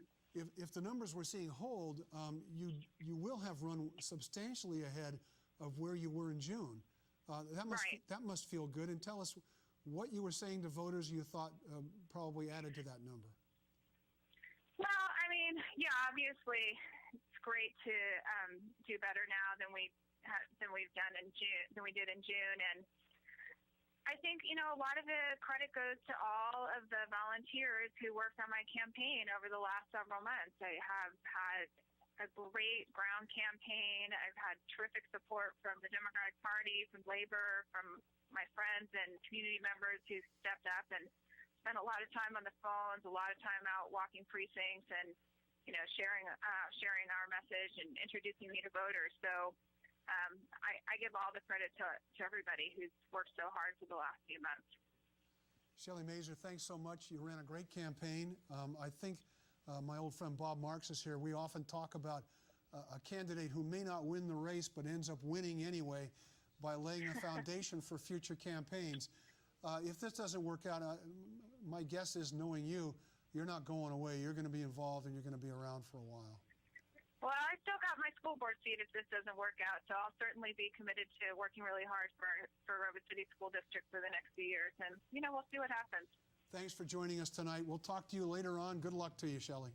All right. Thanks so much, Mark. All right. Bob, welcome back. Thank you. We haven't had you on for a while. Yeah, I've missed you. Shucks. I have good news for you. What's that? Colorado and Washington have legalized marijuana. Have they really? Yeah. You know, many people think it's the largest cash crop in California. I know. It'd solve the whole damn budget problem. It really could. Yeah. Well, Prop 30 doesn't pass, then maybe that's what they'll look at. I haven't looked at the Prop 30 numbers lately. Yeah. Have you been tracking the statewide stuff? It is. It's getting a little bit closer. Before, I think I said that 31% had voted, but actually it's about 25% now. It was less. It seems to be moving a little bit, but the numbers are staying pretty steady. It's about you know, 1.5 points behind, something like that. Of course, everybody wants to know when LA County comes in, because exactly. that can change the whole outcome substantially. Yeah. I was looking over some of the local legislative races. Jerry Hill, 68% of the vote. looks like he's in very good shape. Kevin Mullins, 70% of the vote, and Rich Gordon reelected with 68% of the vote, if I'm reading my handwriting correctly, which I may not be, maybe 63%. Surprise you that we're doing this well, especially in these races? Not really. I should say. Not really. I mean, I think Kevin, ran a great campaign, and I think largely those campaigns were dealt with in the primary. And I think at this point, I'm not surprised that they're doing as well as they're doing. You know, we did have a different kind of primary in which whoever was the top two vote getters went into the general election. In this case, Jerry Hill took on Sally Lieber, both Democrats, but that didn't seem to impact 68% of the vote, almost 69%. That's an astonishing result. The theory is that it would attract more moderate candidates, and I think there's no question that Sally Lieber is substantially more liberal than Jerry Hill is. Do you think this is an example where that proved out that the more moderate candidate had a better chance of winning, or was this an entirely different Well, I think if you look at the amount of money that Jerry spent compared to her, that probably was a bigger factor. One thing that I am seeing across the state is a lot more competitive congressional races. And I think that's something that maybe as a result of the Citizens Redistricting Plan. One race, you'll appreciate this, Dan Lundgren is running up in the Sacramento area. Right now, he's with about 100,000 votes having been cast, he's losing by 70 votes. And so, there's still a lot to be counted there. So, but there are a lot of very close congressional races out there. You've been in a close race. It must make you nuts because when it's that close, because all you can think about is the one more piece of mail you could have done, or the one more precinct you could have walked. I mean, I think if I'm going to lose, I think I'd rather lose by a landslide. And I've said that many times. I'd much rather lose by a big margin than lose by a very close margin. Have you had a chance to sort of crunch the numbers a little bit on the presidential and take a look at anything new that leaps out to you about that race? Well, Florida is still Florida is Florida. It's still razor-thin margin. Obama right now has 303 electoral votes. At least some of the channels are giving him that, which is, you'll find interesting. Harry Truman had 303 electoral votes. John Kennedy had 303 electoral votes. Two, I think, of the most significant elections in the last, maybe the last 75 years. And Obama right now is at 303 electoral votes. It raises an interesting question about the Electoral College. And we were talking before the show about this. It's something we've discussed and debated over time, which is everybody hates the Electoral College because it doesn't reflect the popular vote, measure for measure. I would argue, though, in a fairly close popular vote, we're not waiting until January to find out who won, because we have a clear and decisive winner in the Electoral College. Is this one of those times where maybe the Electoral College does benefit us, or is it just antiquated and we got to get rid of it? Well, I mean, I'm of the opinion that it is antiquated and that we do need to get rid of it. I think I can see the value of the Electoral College, but, to me, much of the country is just not involved. Now, you and I talked about this before. Involved. I thought you said evolved, not involved. Involved. Yeah. You made the point earlier that, well, it would just be different states that would be involved, and you still have a small number of states that really, the big states would be controlling everything. And that there's probably some truth in that. But I think, imagine this election, if there was not an Electoral College and it was the popular vote, how much more people would have been energized in states like California, New York, other places. It would have been very interesting to see how that played out. Yeah, you were here when we were talking to Warren Slocum. You were here when I was talking to Shelly Mazer, not the other Shelly. Yes. Surprised at the outcome of that race? Warren mentioned specifically name ID. Do you think it was largely he'd been in office, he'd been well regarded? Yeah. I think it was an example of two really good candidates. Shelly raised a lot of money You know, and it's tough when you lose the primary by as much as she lost the primary by, to then go out and be able to raise a lot of money, which she did very successfully. Obviously, she had a lot of support, organizational support, a lot of key figures out there. But I think Warren's name identification and his ability to spend as much money as she did, I think really made it difficult for her. And I agree with you. I think if she chooses to run again, she's got a very bright future. Don't go away. We've got Danny Gasparini on the phone, God knows where. Danny, where are you? What are you doing? Can you hear me? I can hear you. Everybody can hear you. Tell us what you're doing. I've got, which is normal for me, voices in both ears. So I'm actually listening to you and Bob from both perspectives.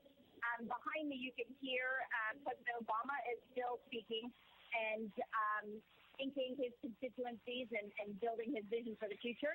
As soon as that is off the board, we're going to grab Kevin Mullen and Jerry Hill to talk about the future and their vision for this state, and perhaps ask them to weigh in on spots 30 and 32 to the proposition races that we were watching very closely. But before I do that, I want to give a shout out how great it feels to be back at Kevin Mullen's side.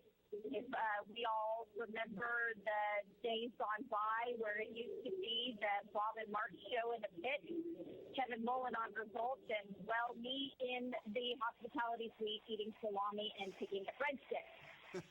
So we've changed a bit and we've grown up a bit. We're trying to do this roving reporter and Skyping, and sometimes it's working. I hope all of you enjoyed the interview with Jackie Speer, Congresswoman Speer, and we're trying to make it work right now. It doesn't seem to be going in the right direction for a video feed. I'll tell you what, Danny, in the background have great amounts of people here that are, again, supporting both Kevin Mullen and Jerry Hill together. So, all right, Danny, here's what we're going to do. Why don't you stand by? We'll keep you on hold, and we'll come back to you when these guys are ready to talk. Oh, I guess, I don't know if you've heard me, Danny, but we're going to, you stand by. We'll come back to you in a few minutes. Thanks for all the work you're doing, and we'll come back to you. Katie, we're going to go to you now and see what's going on in social media. Well, I just wanted to do a quick shout out to my new friend. Her name's Janice Huff, and I think she put it most eloquently how tonight's going. She wrote to Penn TV, Mitt Romney has lost the election. I blame Obama. I don't think you could say it any better. If you want to read some really funny stuff, you can subscribe to her Facebook page.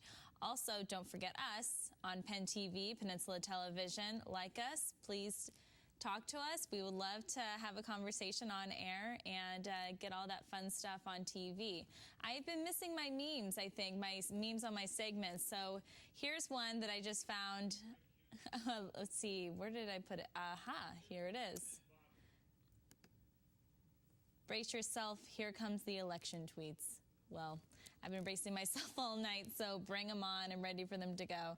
But everyone has an opinion, and everyone's gonna get those tweets out there. So make sure you get them out. Ours is Penn TV 26 on Twitter or Peninsula Television on Facebook. Thanks, Katie. Good job. We're going to take a break. We're heading into a final hour of our live Election Night 2012 coverage here on Peninsula TV. Stick around. We'll be right back with all the local results.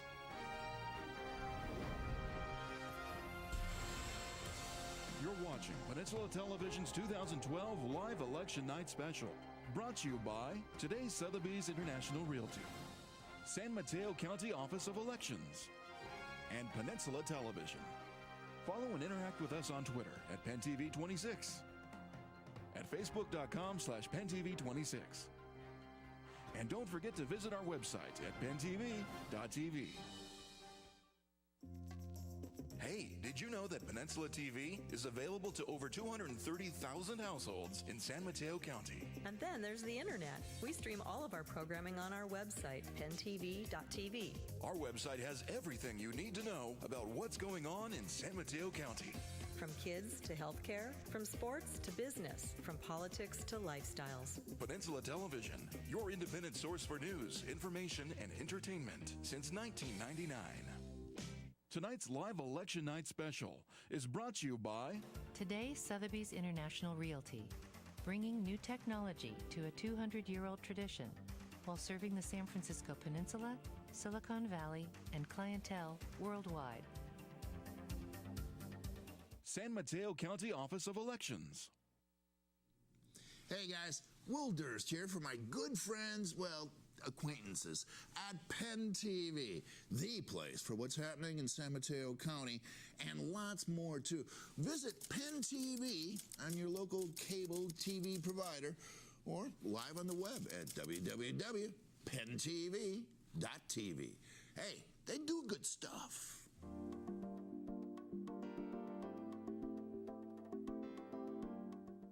Hi, I'm Lisa Roundtree, Vice President of Human Resources with San Mateo Credit Union. I've been a longtime supporter of Peninsula Television as an individual and as a part of my organization. I'd like to invite you to support Penn TV too.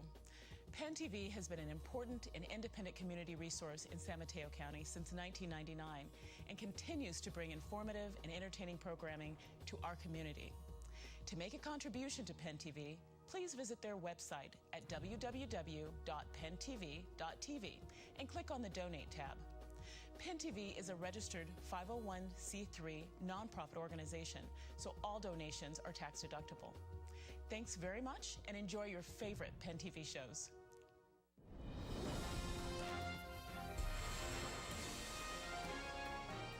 You're watching Peninsula Television's 2012 Live Election Night Special, brought to you by Today Sotheby's International Realty, San Mateo County Office of Elections, and Peninsula Television. And now, back to Mark Simon.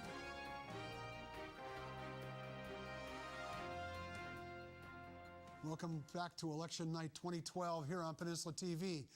We got some results for you from Bobby Decker. Bobby, go. Bobby, go.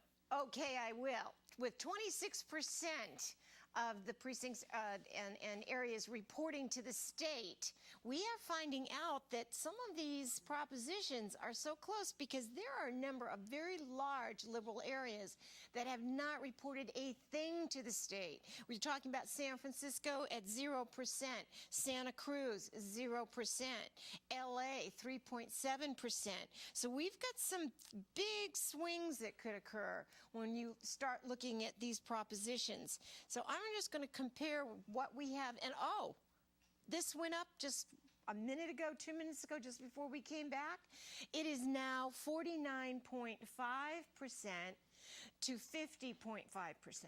I mean, it flipped that much. We just couldn't change the graphic that fast. So that's how things are going to start. Again, we're under 25% of the precincts reporting, so we're going to have to wait to see what the results truly are at the end. So what looked like might have been a runaway, you know, you've got to listen to the people who know, and they're just right on the edge right now. So Proposition 30, how are we doing with that? Proposition 30 at the county, I can tell you what's happening. You've got the 40% yes, 59% no. Proposition 32, you have 37% yes and 63% no. So we've gone 30, so can we go to 32? There you go. So that is the political contribution payroll. So again, we're kind of running alongside of them. Proposition 33 for the county is 40%, 59%, so we're just a little bit of a difference there. Proposition 34. Can I have 34? Magic 34, death penalty repeal. Okay, 55% say no. On that one, 44% say yes. Here in our county, it's 55% yes and 44% no. Proposition 35, human trafficking, 83% yes, and that's exactly what we have on the county level. Then we go to Proposition 36, three strikes law modification, and you've got 76% for the county, 68% for the state. Proposition 37. Genetically engineered foods labeling, that's that confusing one where we just don't know what they're asking us and who's going to actually have to report it. 57% say no, 42% say yes. On the county level, it's 50% yes and 49% no. Then we have the state level for 38. Tax education and early childhood programs, 74% no. That's being defeated resoundly. It's also happening here at 71% in San Mateo County. Proposition 39, business tax for energy funding, 59% yes, 41% no. Here it's 67% yes in San Mateo County, 33% no. And we are done with our propositions. We're going to have an update, probably 10 minutes after 11, and then I'll come back and let you know what's going on statewide and countrywide. Thanks. Thanks, Bobby. We're going to go now to Danny, who is standing by with a state senator-elect and assemblyman-elect. Jerry Hill is here, and Kevin Mullen. Just Kevin? Just Kevin, I'm sorry. Danny?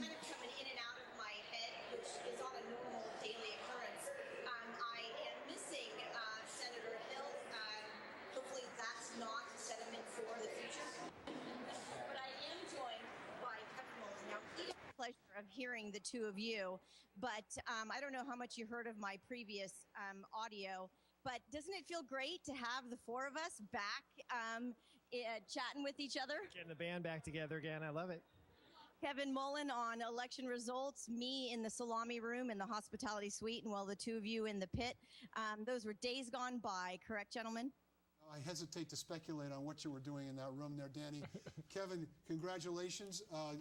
You won a resounding victory in a seat that your dad held, but it's also a big night for Democrats. Give us your sort of overall analysis of the election nationwide and statewide. I'm going to translate what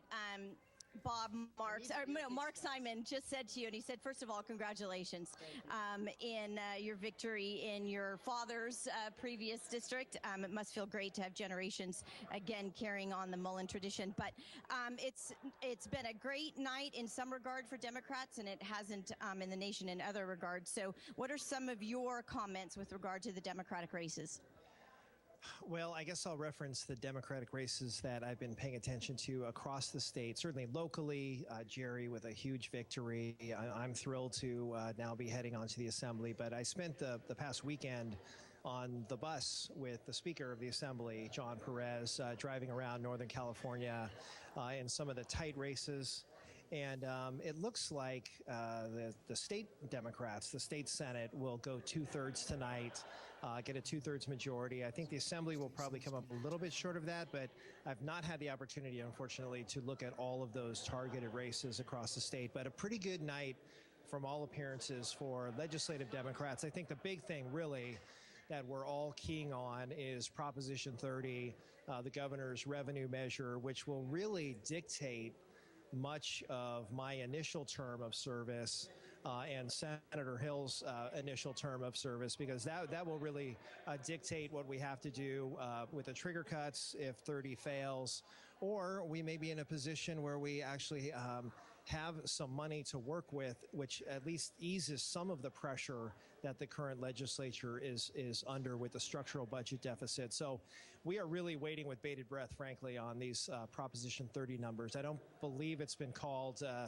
statewide. There's still numbers coming in from Los Angeles, so we'll be up late tonight, and that's very key for anybody who is going to be going to the legislature. Right. And we concur. Bobby just gave us some election results, and while 30 and 32 locally we've been sort of following are too close to call, in our interview with Congresswoman Speer, we talked a little bit about the general public sort of feeling this, I don't know if we want to say distrust or dis-ease with our legislature. So we continue to see every election more and more propositions on the ballot. We continue to legislate by individuals versus Congress.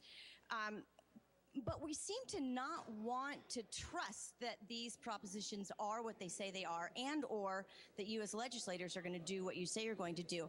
It was very clear to all of us that Proposition 30 was the governor's bill, and I think it was very clear that he set a mandate saying, if we do not impose this tax, these are the cuts. I don't think he could have been any clearer with regard to the cuts, and they're not easy cuts. They're down to the bone. So if this does fail, what message are we sending to our legislature in saying, we go ahead and cut, or we don't believe that you really were? Well, that's a multi-layered question. Let me first say that the legislature itself needs to send a message that long-term policymaking can be done again, that you can work in a bipartisan way. The legislature needs a cultural change, which then sends a message to the public that, you know, we don't need to go to the initiative. We don't need to do ballot box budgeting. We can trust the legislature again to do their job. I've heard from people who say, why are we deciding on this? Why can't we get a balanced budget through the legislature? Why can't we get a revenue measure? Well, the reason for that is it takes 2/3 of a vote to bring any new revenue into the budget. And the Republicans have held up any revenue measure in the legislature, so the governor's gone around the legislature to the people. The people will now have an opportunity to speak, and they're still speaking. We're trying to figure out what they're saying, even as we speak. But that will set a tone for when we begin session. I'll be sworn in the first week of December. And that will, again, set a tone for the kind of work that we're going to be doing in the initial phase. But your question points to something larger, which is, you know, the public is never going to want to do away with the initiative process.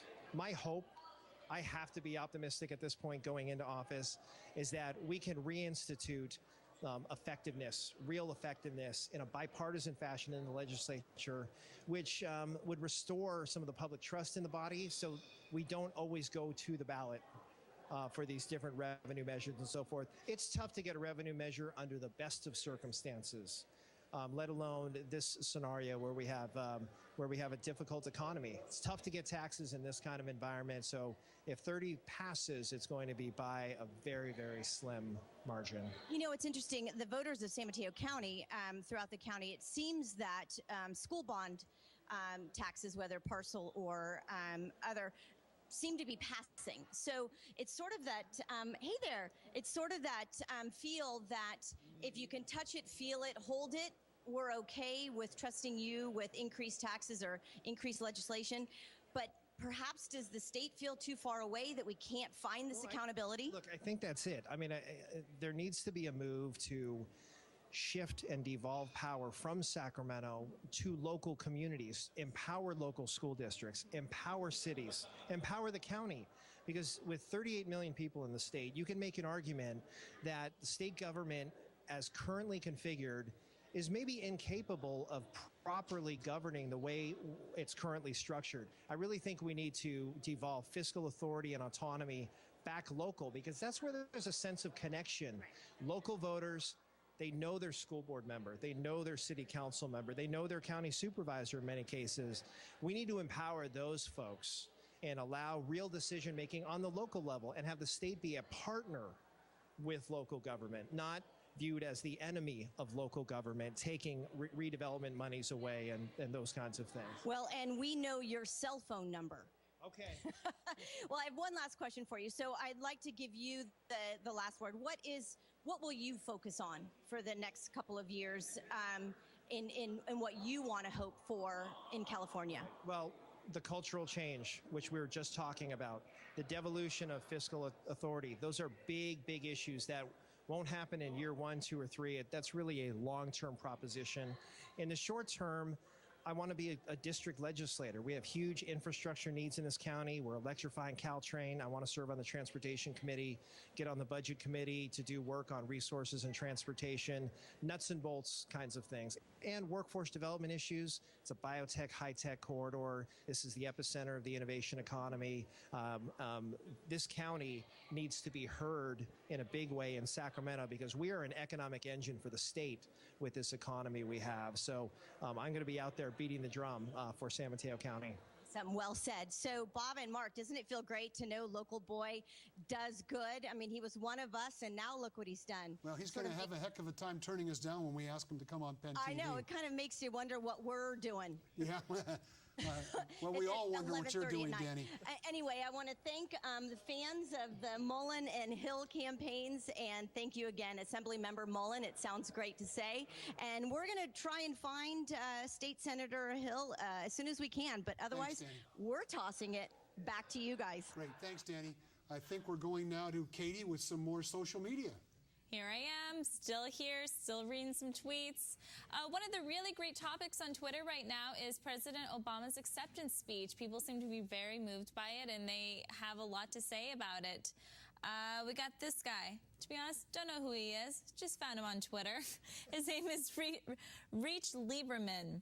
And he quotes, "We are not red states or blue states. We are the United States of America." President Barack Obama, November 6, 2012.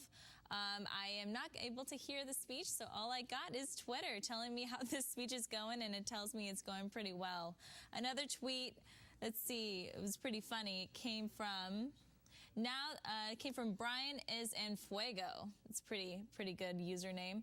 Now that the election is over, Twitter returns to its prime directive: boring observations of shameless self-promotion, aka Kardashianization.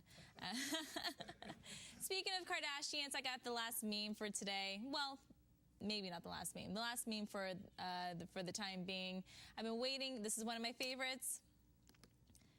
Kanye West, of course, during the presidential debates. Of course, that's Kanye West when he was interrupting Taylor Swift at the MTV Movie Awards, and now apparently he's interrupting during the debates. I can't help myself sometimes. Please follow us on Twitter, PennTV26, or on Facebook, Peninsula Television. Thanks, Katie. Good job. I like the Kanye West taking the stage from Obama. That's pretty classic. We are joined now by the Chief Elections Officer for San Mateo County, Mark Church, former supervisor. Now this is your first presidential.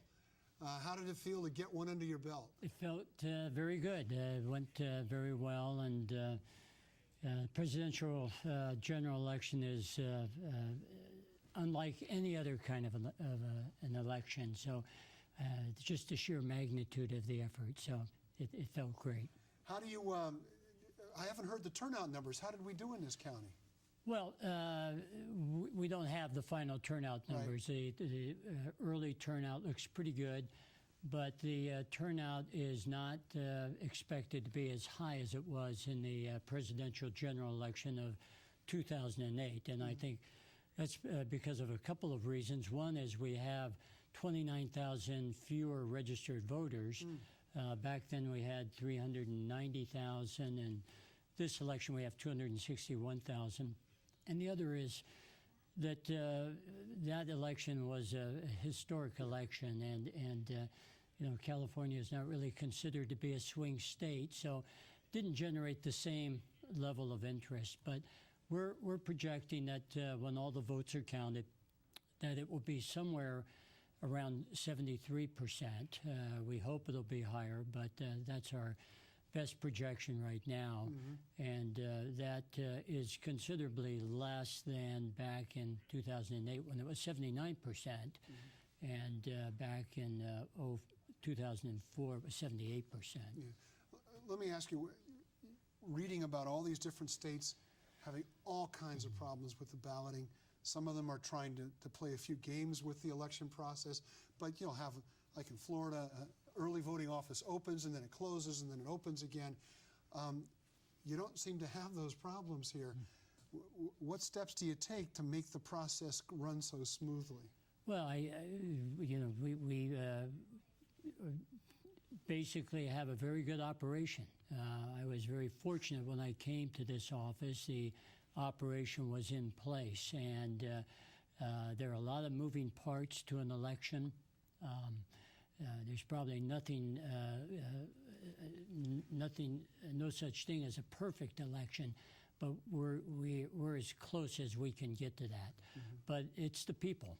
It's really the people that make things work, and we have great staff, hardworking and dedicated staff, both the extra help, temporary workers, the poll workers, the field techs, and the permanent staff. Everybody comes together and they put on a successful election. Yeah. Your dad held this office. You ran for this office. Yeah. I would imagine this kind of moment, this kind of election, is one of the most appealing things about the job. This idea that we have this vote that's a privilege.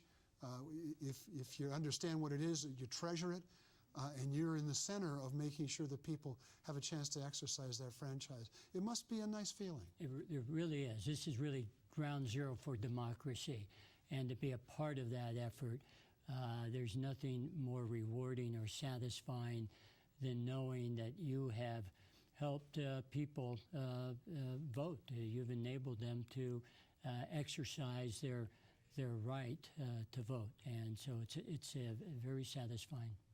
Okay. Yeah.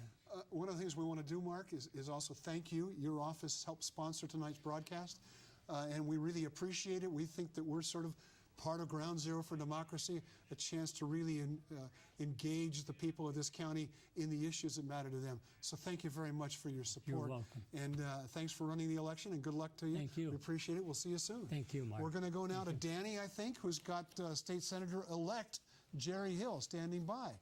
Danny. Thanks, Mark. Well, State Senator Jerry Hill is not allowing us to say that yet. He feels that there still is a large percentage of votes still need to be counted. So he's holding off on his victory speech right now. But we appreciate so very much, Jerry, to give us this moment to chat with you about some of the things that are happening not only at the state level, but some of the things that you experienced in this race, being the first of which we had an open primary and you actually ran against a fellow Democrat versus a Republican. So give us some comments about that. Well, it's a whole different ball game when this happens, because a couple of reasons. One, it costs a lot of money. Normally, when you have a Democrat and a Republican, the Democrat doesn't have to spend much money. And I had to raise and spend over $1 million in this race, which is a lot of money that could have been used to help other Democrats in Democrat and Republican races, or helped President Obama and other candidates. So it's a financial issue that creates a problem. But I think more importantly, what this does, when you have a Democrat and a Democrat, or a Republican and a Republican in some places, it tends to bring more of a balance to the election. And you'll see that the Democrats don't necessarily go to their bases, which is the far left in the Democratic thing, or the Republicans will go to the right on their cases, because you'll have a way to have to go to the middle. Because in this particular election, 22% of the voters in the district that I ran in are Republicans. So they had to vote somewhere. They were going to vote. That could swing the election to either Sally's position or yours. Absolutely. And that's what could happen. So that could bring a candidate that may be far on one side or polarized in one area, to bring them to the middle a little bit more. And so we could elect more moderates to the legislature, which I think is important. Right. Prior to us being live on the program, I was chatting with you, telling you that in my mailbox, I received a piece that said, "Republicans vote for Jerry Hill," which I thought, one, was a brilliant piece, and two, you're exactly right. It is taking what used to be a bifurcated system, what you voted Republican if you're a Republican, you voted Democrat if you're a Democrat, saying, look, and as Republicans, we most model what Jerry Hill is talking about for our state. You know, I think so, and I think what they were looking for is to try and see that the position that I had, the efforts that I was trying to make, was to show that we needed to support our innovative economy. That was important, and the quality of life that we enjoy. We enjoy a wonderful quality of life with great educational opportunities, and that's important. But in order to provide that, you need to have an economy that will support it. So we need to have good jobs, high-paying jobs, and we need to protect our natural resources as well. So those three elements, I think, are important, and that's embraced by a lot of people that live in the Valley and in the Peninsula. So that's why I think the message that I had resonated with a lot of the voters, and that's why they were more supportive of that position and in this election. Is there any one of the propositions you'd like to comment on that we're seeing some early results in, and some that have won by margin so far? Sure. Well, no, absolutely. And the concern I have is Proposition 30. It's very close right now, and if it does not pass, we're going to see some very terrible, drastic cuts to education in California that we can't afford. We have to do better, and the governor has made it clear that as we wanted to in the legislature in the past, change those cuts, those trigger cuts. If we score the dollars, the amount that we need to cut and make that, we can look elsewhere and find those cuts. He wants us to specifically be from those trigger cut and those areas, and that's really the problem, because if we do that, it's going to make some major cuts in education. I'm going to ask you to comment on a piece of legislation that was, or initiative that was in San Francisco, but certainly could have affected all of us in San Mateo County without a voice and without a vote. And that was the Hetch Hetchy initiative. And that was to abolish the Hetch Hetchy and bring it back to its natural state. What does that look like? I haven't seen it. I don't know what the results of are that, but we are watching that carefully, actually, that whatever the result is. And in fact, that will be one of my first pieces of legislation if it were to pass, and it may be even if it doesn't, and that's to allow for the 2 million users of the Hetch Hetchy water system outside of San Francisco to have a voice in what happens to that system, because we have to make sure that our quality and the quantity of water that we will get in the future meets the standards that we have today, and we can't trust it to San Francisco voters to make that decision, because if you remove the O'Shaughnessy Dam and allow the Tuolumne River to run into the other reservoirs in the area, and the water rights from those areas and those reservoirs are not the same as they are today, and we would not have the same ability to get the same quality of water that we have, and that's really what we have to watch for, and that's what we have to mind. So I may be looking at legislation to give us a voice in the future over that decision, because we're most of the water users, and we pay for most of that as well. Right. Well, we hope that even if the Hetch Hetchy measure does in fact fail, we hope that you will actually fight for a voice of San Mateo County for the San Francisco Public Utility District and the Hetch Hetchy in our water as well. So we just have a last question in regard. Aside from the budget discussion that may in fact happen first thing tomorrow morning, what is the focus for your candidacy and for your re-election? Well, I mean, to me, the focus is, as I mentioned, I want to make sure that we sustain the innovative economy, but more importantly, in the state, we have to have a budget that works. We have to have a budget that provides Californians with the opportunities that we've had in the past, and we don't have that today.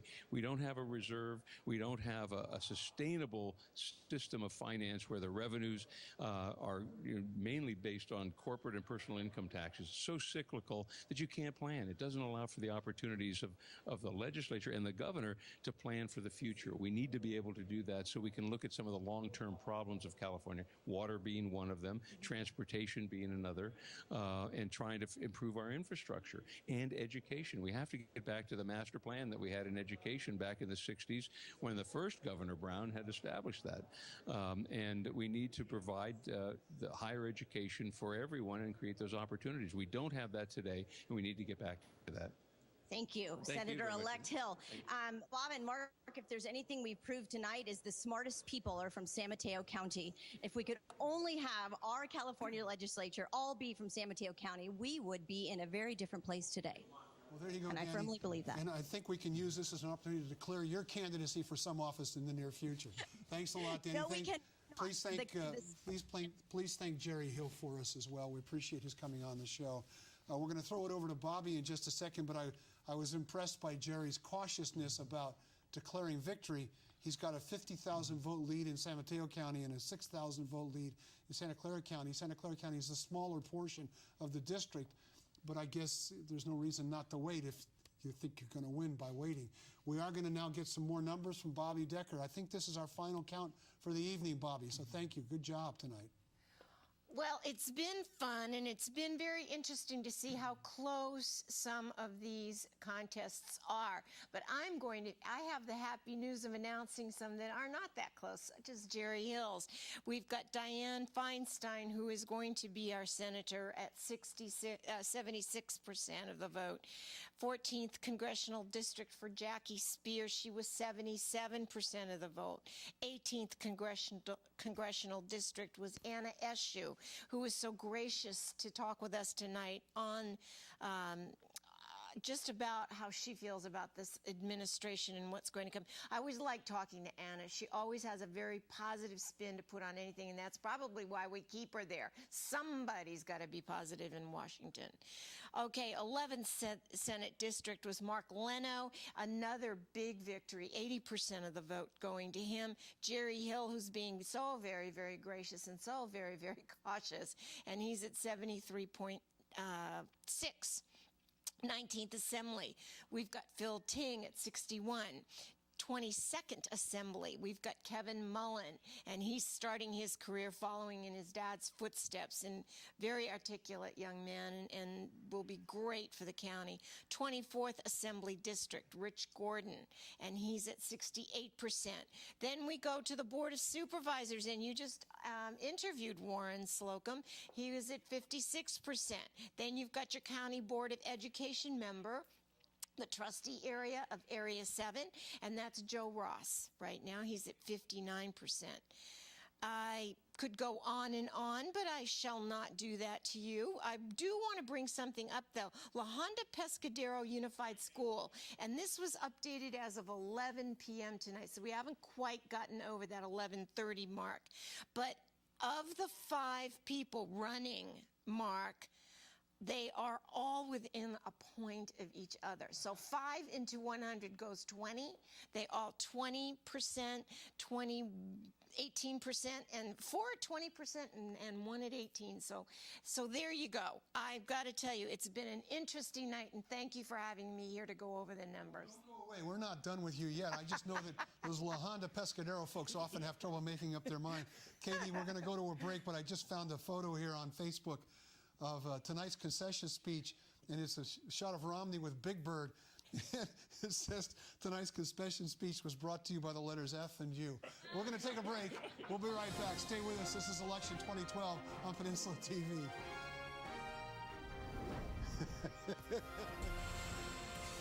You're watching Peninsula Television's 2012 Live Election Night Special, brought to you by today's Sotheby's International Realty, San Mateo County Office of Elections, and Peninsula Television. Follow and interact with us on Twitter at PenTV26, at Facebook.com/PenTV26. And don't forget to visit our website at PenTV.tv. Psst. Hey, need some video work done? We can do that. We do all that video stuff. We can even put your video on that internet thingy. At Peninsula TV, we do full-blown in-studio production, talk shows, performances, speeches, anything. Remote multi-camera production, on location, at your event. And for the budget-minded, single camcorder production in high definition. We'll take your video project from first idea to finished product. For more info, contact Peninsula TV. 10, Mills Peninsula Health Services decided to create a health and wellness television program called HealthPoint TV. We chose Peninsula Television as our production partner. HealthPoint TV exceeded our expectations. The show even won a Best Public Affairs Programming Award from the San Francisco Peninsula Press Club. Penn TV is also online, where you can enjoy HealthPoint TV as well as other excellent community programming. We'd like to thank Penn TV for the high-quality work they have consistently produced for our organization.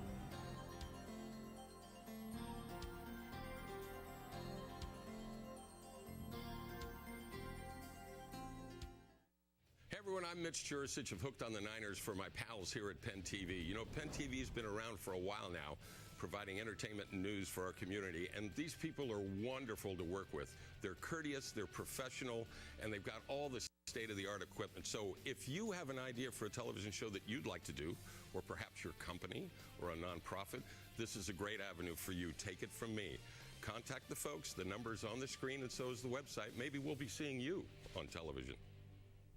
Peninsula TV would like to thank and acknowledge the San Mateo Daily Journal as our media partner for the 2012 election special. Hi, I'm Marshall Wilson, the Communications Director for San Mateo County.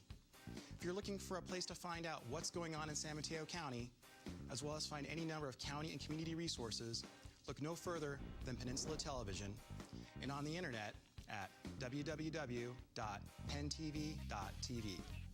Peninsula Television is your source for information that impacts where you live and where you work.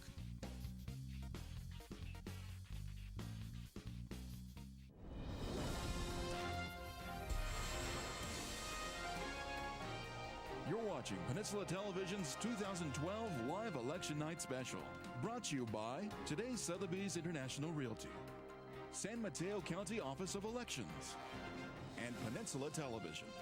And now, back to Mark Simon.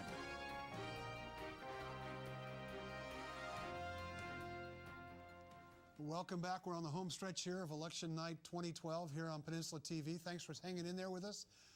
Bob, I thought we'd talk about a few more results, starting with Jerry Hill. I can't believe he won't declare victory. It's like, does he realize we're on the air? You know, he's got 75% of the vote in San Mateo County and 55% of the vote in Santa Clara County. And while it's closer there, he's still got a 10-point lead in Santa Clara County. I think maybe he's just being a little unduly cautious. Maybe he's waiting for his opponent to call him. Yeah, okay. Yeah, that's a phone call that sometimes is long and coming. Yes, exactly. And I'm not sure she has any great admiration for Jerry Hill, so she might not call him. Yeah. That was an interesting campaign because he did the classic Jerry Hill thing, which is campaign like an Energizer bunny. Yeah. Raised money everywhere, campaigned. You know, he's sort of like God, wherever two or more are gathered, Jerry is there. Yes. And she self-funded her campaign, and I've never understood how that's a reform position, but I guess it can be. But I guess he's going to go to the state senate, whether he wants to admit it or not. Yeah, no, I think he is going to win, and you know, Jerry has an amazing amount of energy, and I think who knows where he'll go beyond that. Yeah, well, depends on what else opens up along the way. That's right. You never know. Kevin Mullen. 70% of the vote in a heavily Democratic district, but still running ahead of registration. Yeah. Very impressive campaign, very impressive win, and in some ways it's a new young voice announcing his presence on the stage. Yeah. I mean, you remember back when he won the South San Francisco race, and he ran for the first time and was the top vote getter. Yeah, Kevin is you know, somebody that you and I know well. I've known him since, you know, he seemed like he was just a kid. But I think he's going to do very well. I think that he understands Sacramento, and I wouldn't be surprised if he doesn't become a very powerful figure in Sacramento. And then we got Rich Gordon, who got reelected with about 63% of the vote in a district that, with redistricting, got much tougher for a Democrat. He really sort of took the hit that Kevin Mullen didn't have to take because he got most of San Mateo County. Rich Gordon now has only a fairly small southern portion of it. But this is his last term. He's termed out. Sort of a quiet, effective leader, it seems to me, and going back for one more term. Yeah. You know, yeah, he is. And one thing that impressed me a lot about Rich when he was on the Board of Supervisors, he's a very serious person. You know, he probably at that time knew the issues that the county faced better than anybody. He took the job very, very seriously. I'm sure he's done the same thing in Sacramento.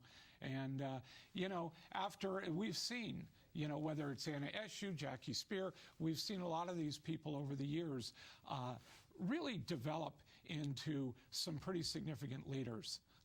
You know, and the time that they've spent there, they really have evolved, and I think San Mateo County voters, Peninsula voters, I think are pretty happy with the job that they've done. They pick quality people. You know, it's been our experience that people from this area emerge into leadership positions, whether it's committee chairmanships of key committees, whether it's important legislative leadership positions. Jerry was a caucus chair for the Democratic caucus in the Assembly.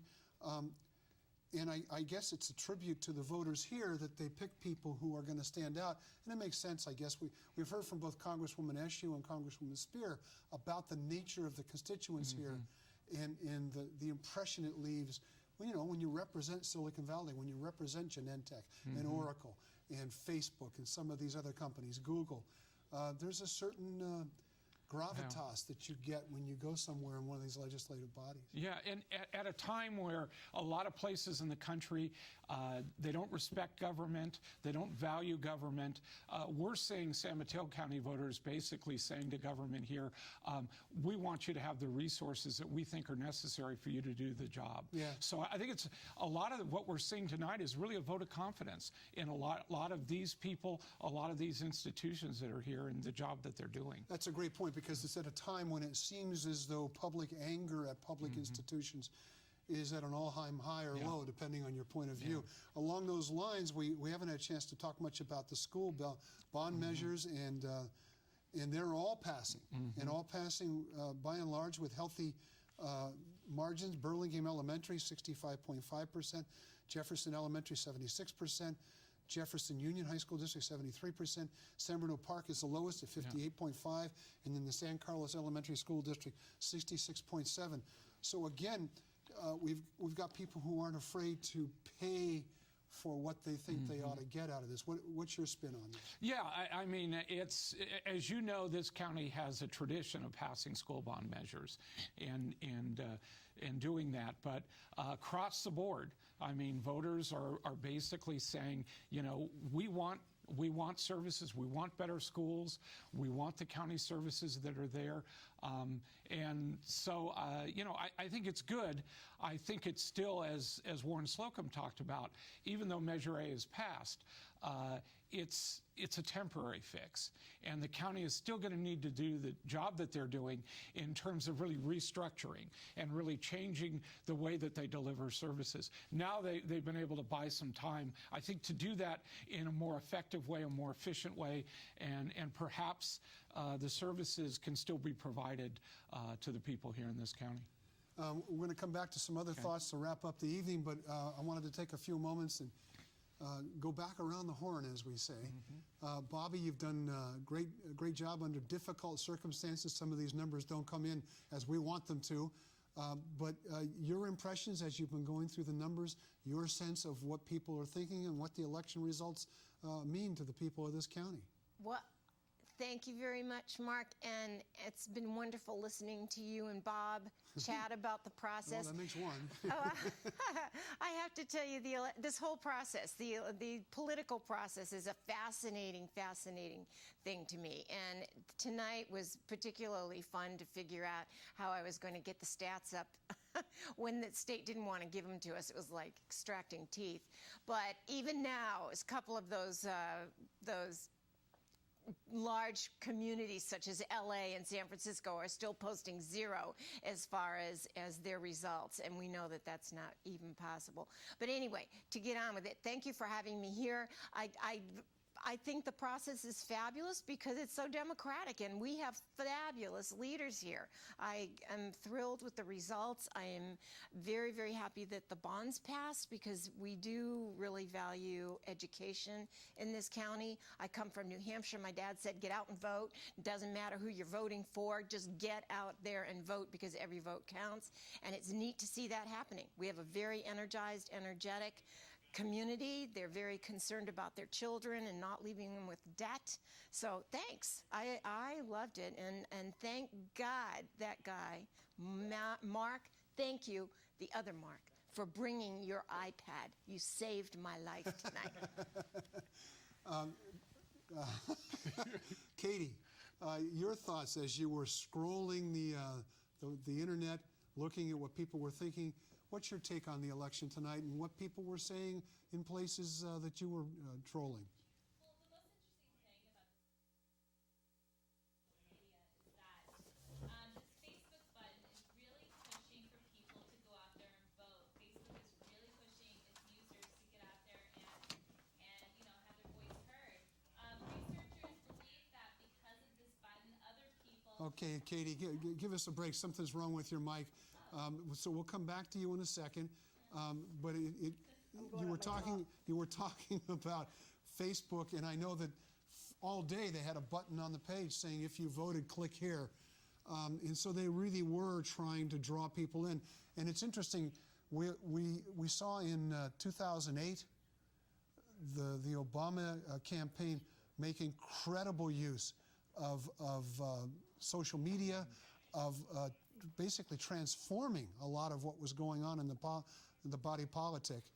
And so it was interesting to see how they still capitalized on that. Everybody talks about their ground game, but in a lot of ways what it really was they're using technology and being ahead of the curve. I mean, we all noticed in 2008, if even out of curiosity you clicked on an Obama ad, you just got nothing but Obama ads and Obama messages the rest of the campaign. You know, about a month ago, I decided to kind of connect to both campaigns, the Romney campaign and the Obama campaign. By the way, excuse me, but you may have noticed Danny Gasparini made it back here. So thanks for being here. She waved to the wrong camera, but that's okay. It's been that kind of a night. But I literally got, in the last 2 weeks, an average of 10 to 15 emails from the Obama campaign every day. Every day. The Romney campaign, I would maybe get one email every 3 days.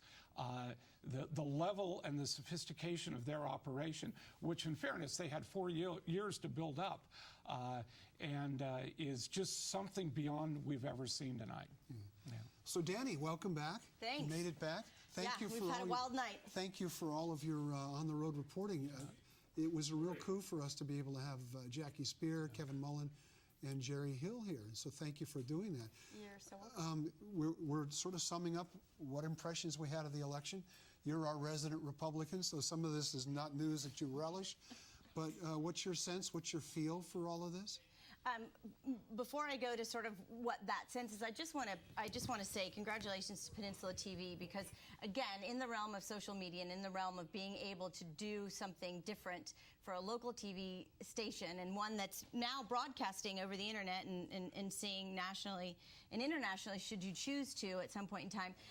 I think it's a great moment for local broadcasting, so that people can actually hear our voice across the nation, and it's not just the San Mateo County residents or the cable residents. So I think it's great that, you know, in some instances it worked, and in others we were still trying to jump in. But so, you know, it was interesting being out in the community when you were kind of talking with folks in the room as we were waiting for our turn to go, so to speak, what their comments were about local races like Measure A and Measure B and C versus then what was happening at the state level with all of the propositions and nationally. So one of the things that we realized is it was all disconnected. We really couldn't find that common thread that said, well, we all just want to throw out anything that's going to increase taxes, or we all want to support anti-crime bills, or we all are for public safety and or unions. And so it was really just sort of this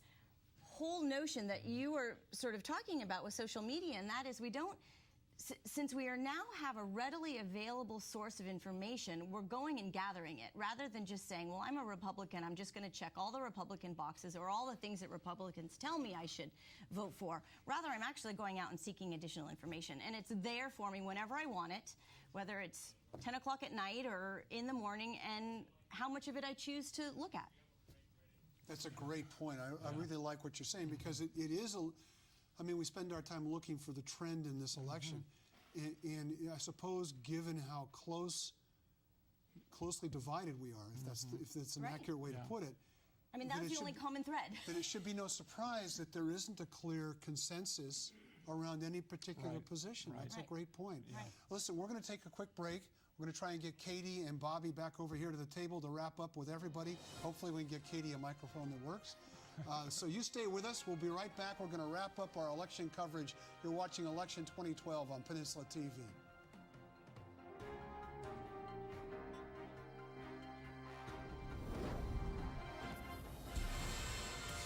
You're watching Peninsula Television's 2012 Live Election Night Special, brought to you by today's Sotheby's International Realty, San Mateo County Office of Elections, and Peninsula Television. Follow and interact with us on Twitter at PenTV26, at Facebook.com/PenTV26. And don't forget to visit our website at PenTV.tv. Hi, I'm Bonnie Editorial, founder of the Bonnie J. Editorial Lung Cancer Foundation in San Carlos, California. Our foundation partners with Penn TV to film and live stream our monthly living room program that is available to anyone in the world that has been impacted by or interested in lung cancer. We have found Penn TV to be a totally professional and highly competent organization in helping us produce and deliver our living room content.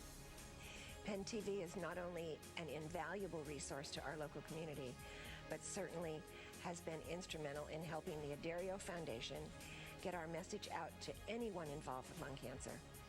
Please visit Penn TV on your local cable provider or on the web at www.penntv.tv to visit our living room program and to enjoy all the other informative programming that Penn TV provides. Thank you, Penn TV. Hola, yo soy Pedro González, miembro del Consejo Municipal de la ciudad de South San Francisco, California. Soy el anfitrión del programa en español El Mundo Latino en Penn TV, canal independiente de televisión, fuente de información, noticias y programas de entretenimiento en el condado de San Mateo desde 1999. Estos recursos de información para la comunidad son invaluables y necesitan nuestro apoyo y soporte. Les pedimos formar la costumbre de ver los programas de Penn TV en el cable proveedor de su televisor. También tiene la opción de verlo en penntv.tv. Si desea proveer ayuda financiera, vaya a penntv.tv y oprima la tecla Donate, que quiere decir donación. Muchas gracias por su atención.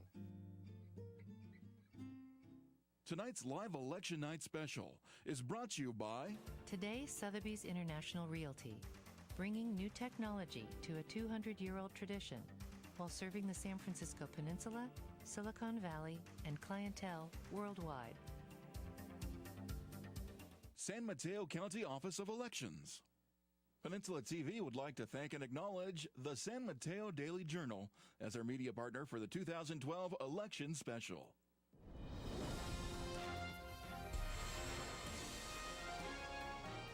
You're watching Peninsula Television's 2012 Live Election Night Special, brought to you by Today's Sotheby's International Realty, San Mateo County Office of Elections, and Peninsula Television. And now, back to Mark Simon.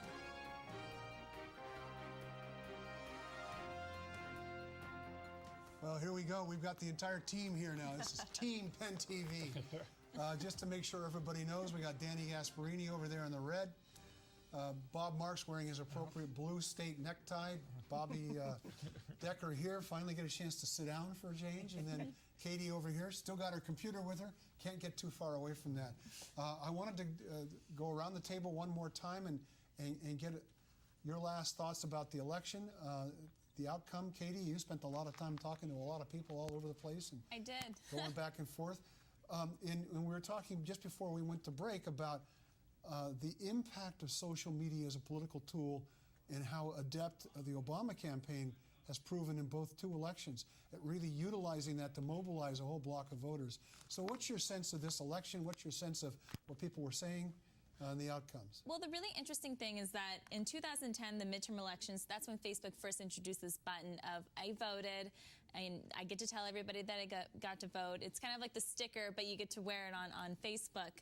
And researchers believe that this is why so many more people went out to the polls this year, because they got to brag to their friends. And if they didn't get to say that on Facebook, then I guess you could always lie if you wanted to. But it's kind of like running in and stealing the sticker from the polls. But they really feel like that's what makes people want to go out there to the polls and vote, is because they see that other people that they know are really being active and trying to get out there. Yeah. Bobby, your day job is in real estate. We just had a whole bunch of tax increases passed. Some of them were for schools, some of them were for county services. Does that make this county more valuable to people because these resources are being supported? Is that an important sort of business statement? We had Roseanne Faust on earlier, who's from Samsita. Business often traditionally opposes taxes because they don't want to pay them because they think it's bad for business. But you may be in a line of work where it's not bad for business. That's a great question. That is a great question, Mark, and it absolutely helps us here.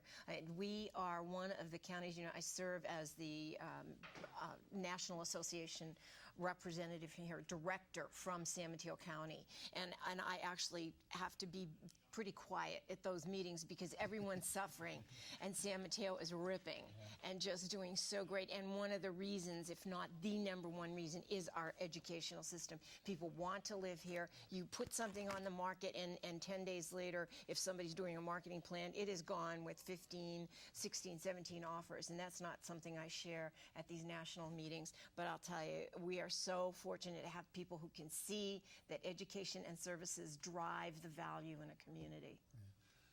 Danny, what else were you hearing from people out and about? Were they, this is a pretty Democratic county, so they must have been pretty happy with the outcome, but you made a reference before to there's sort of an undercurrent of uneasiness.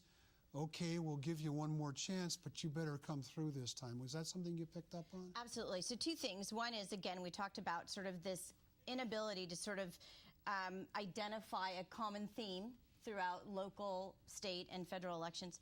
The second is this whole theme about gridlock and or lack of cooperation or crossing the aisle. We've said this now for a couple of elections. I mean, it was pretty apparent 4 years ago as well, and it was pretty apparent 2 years ago. And we sort of still are saying, look, we're not satisfied with your level of cooperation, especially here in California, which isn't as bipolar, if you will, as some of the other states. So we're saying, why aren't you chatting? So you saw some young, new, fresh folks entering the Congress, Kevin Mullen and Jerry Hill still, that, you know, and Jackie even, who are saying, okay, we are really going to make a difference in trying to cross that aisle and building coalition and cooperation. So I think we're, on the conservative side, a little bit hesitant to say if that's actually going to happen. I hope the blame game stops happening. I really do hope that our young constituencies are going to force, and maybe through social media, will actually say, we demand this of you. It's not a rite of passage anymore. But I think there's still that sentiment of we're not really trusting the government that we can't touch yet. Bob, your last thoughts? Well, you know, I'm thinking about the president, and I think, you know, we know people genuinely like him. I think people universally, I think, are disappointed in that he wasn't able to do more than they thought. But I think people, you know, by all historical measures, he should have been defeated. You know, he broke a lot of records here tonight in terms of presidents with a bad economy being returned to office. And I think people want him to really step up and to try to reach the promise that he gave us in 2008. And on the other side, I don't think they wanted to reward the Republicans for what they saw generally was a fairly obstructionist behavior here over the last 4 years. And so I think it's a big onus that's placed on the president. I think the Republicans are going to have to change their behavior, or they run the risk of losing presidential races for a generation. I agree. And I'm hoping that, you know, maybe we'll be surprised. Maybe in the next year or two, we're going to see some of these problems that are so easy to solve, and we know what we need to do. Maybe we'll see people step up and actually get it done. Yeah, I mean, I think the solutions are simple. I'm not sure they're easy. They're not easy. I mean, some of these financial decisions that have to be made are difficult decisions. They carry some pain with them. But I think you're right. I think a lot of people are ready for, all right, if it's going to be difficult, I'm ready for it to be difficult, but just do something. Yes. Right. Katie, I wanted to talk one more time about social media a little bit and where you think this is heading. I mean, we see a level of involvement with people, especially young people who historically have been, you know, uninvolved in presidential politics or politics at all. Those of us who are on the older side of the age scale worry that it's part of the fragmentation of public mindset. That you know, when we were growing up, there were 3 networks, and everybody got their news from the same source, and they were pretty much the same kinds of sources. Now, everybody tailors their information gathering to their own interests, and you worry that they're not going out and finding out things that they may not want to hear, getting information that may confound their own level of thinking. So with that backdrop, where do you think a lot of this is heading? I mean, it's hard to tell. I mean, there's so far that this can go. I mean, I don't know if in 20 years we're going to be voting online. I hate to think that that's the way it's headed. but you never know. I mean, the opposite side of that, back when there was only 3 networks and, limited sources to get information from, now the sky's the limit. I mean, as Danny was saying, you can go anywhere and get any kind of information you want. You can ask any kind of questions you want, and you can get access to a lot of people who have the answers for you.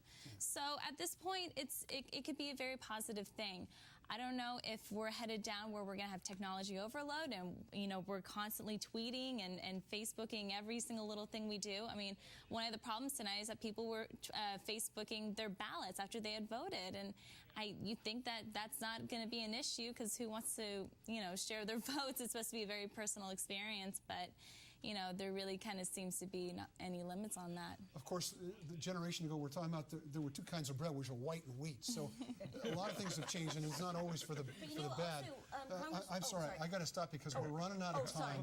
We were talking about I want to take note of our friends here, Danny Gasparini, Bob Marks, who came back from the desert to do this, Bobby Decker, and Katie Roletto.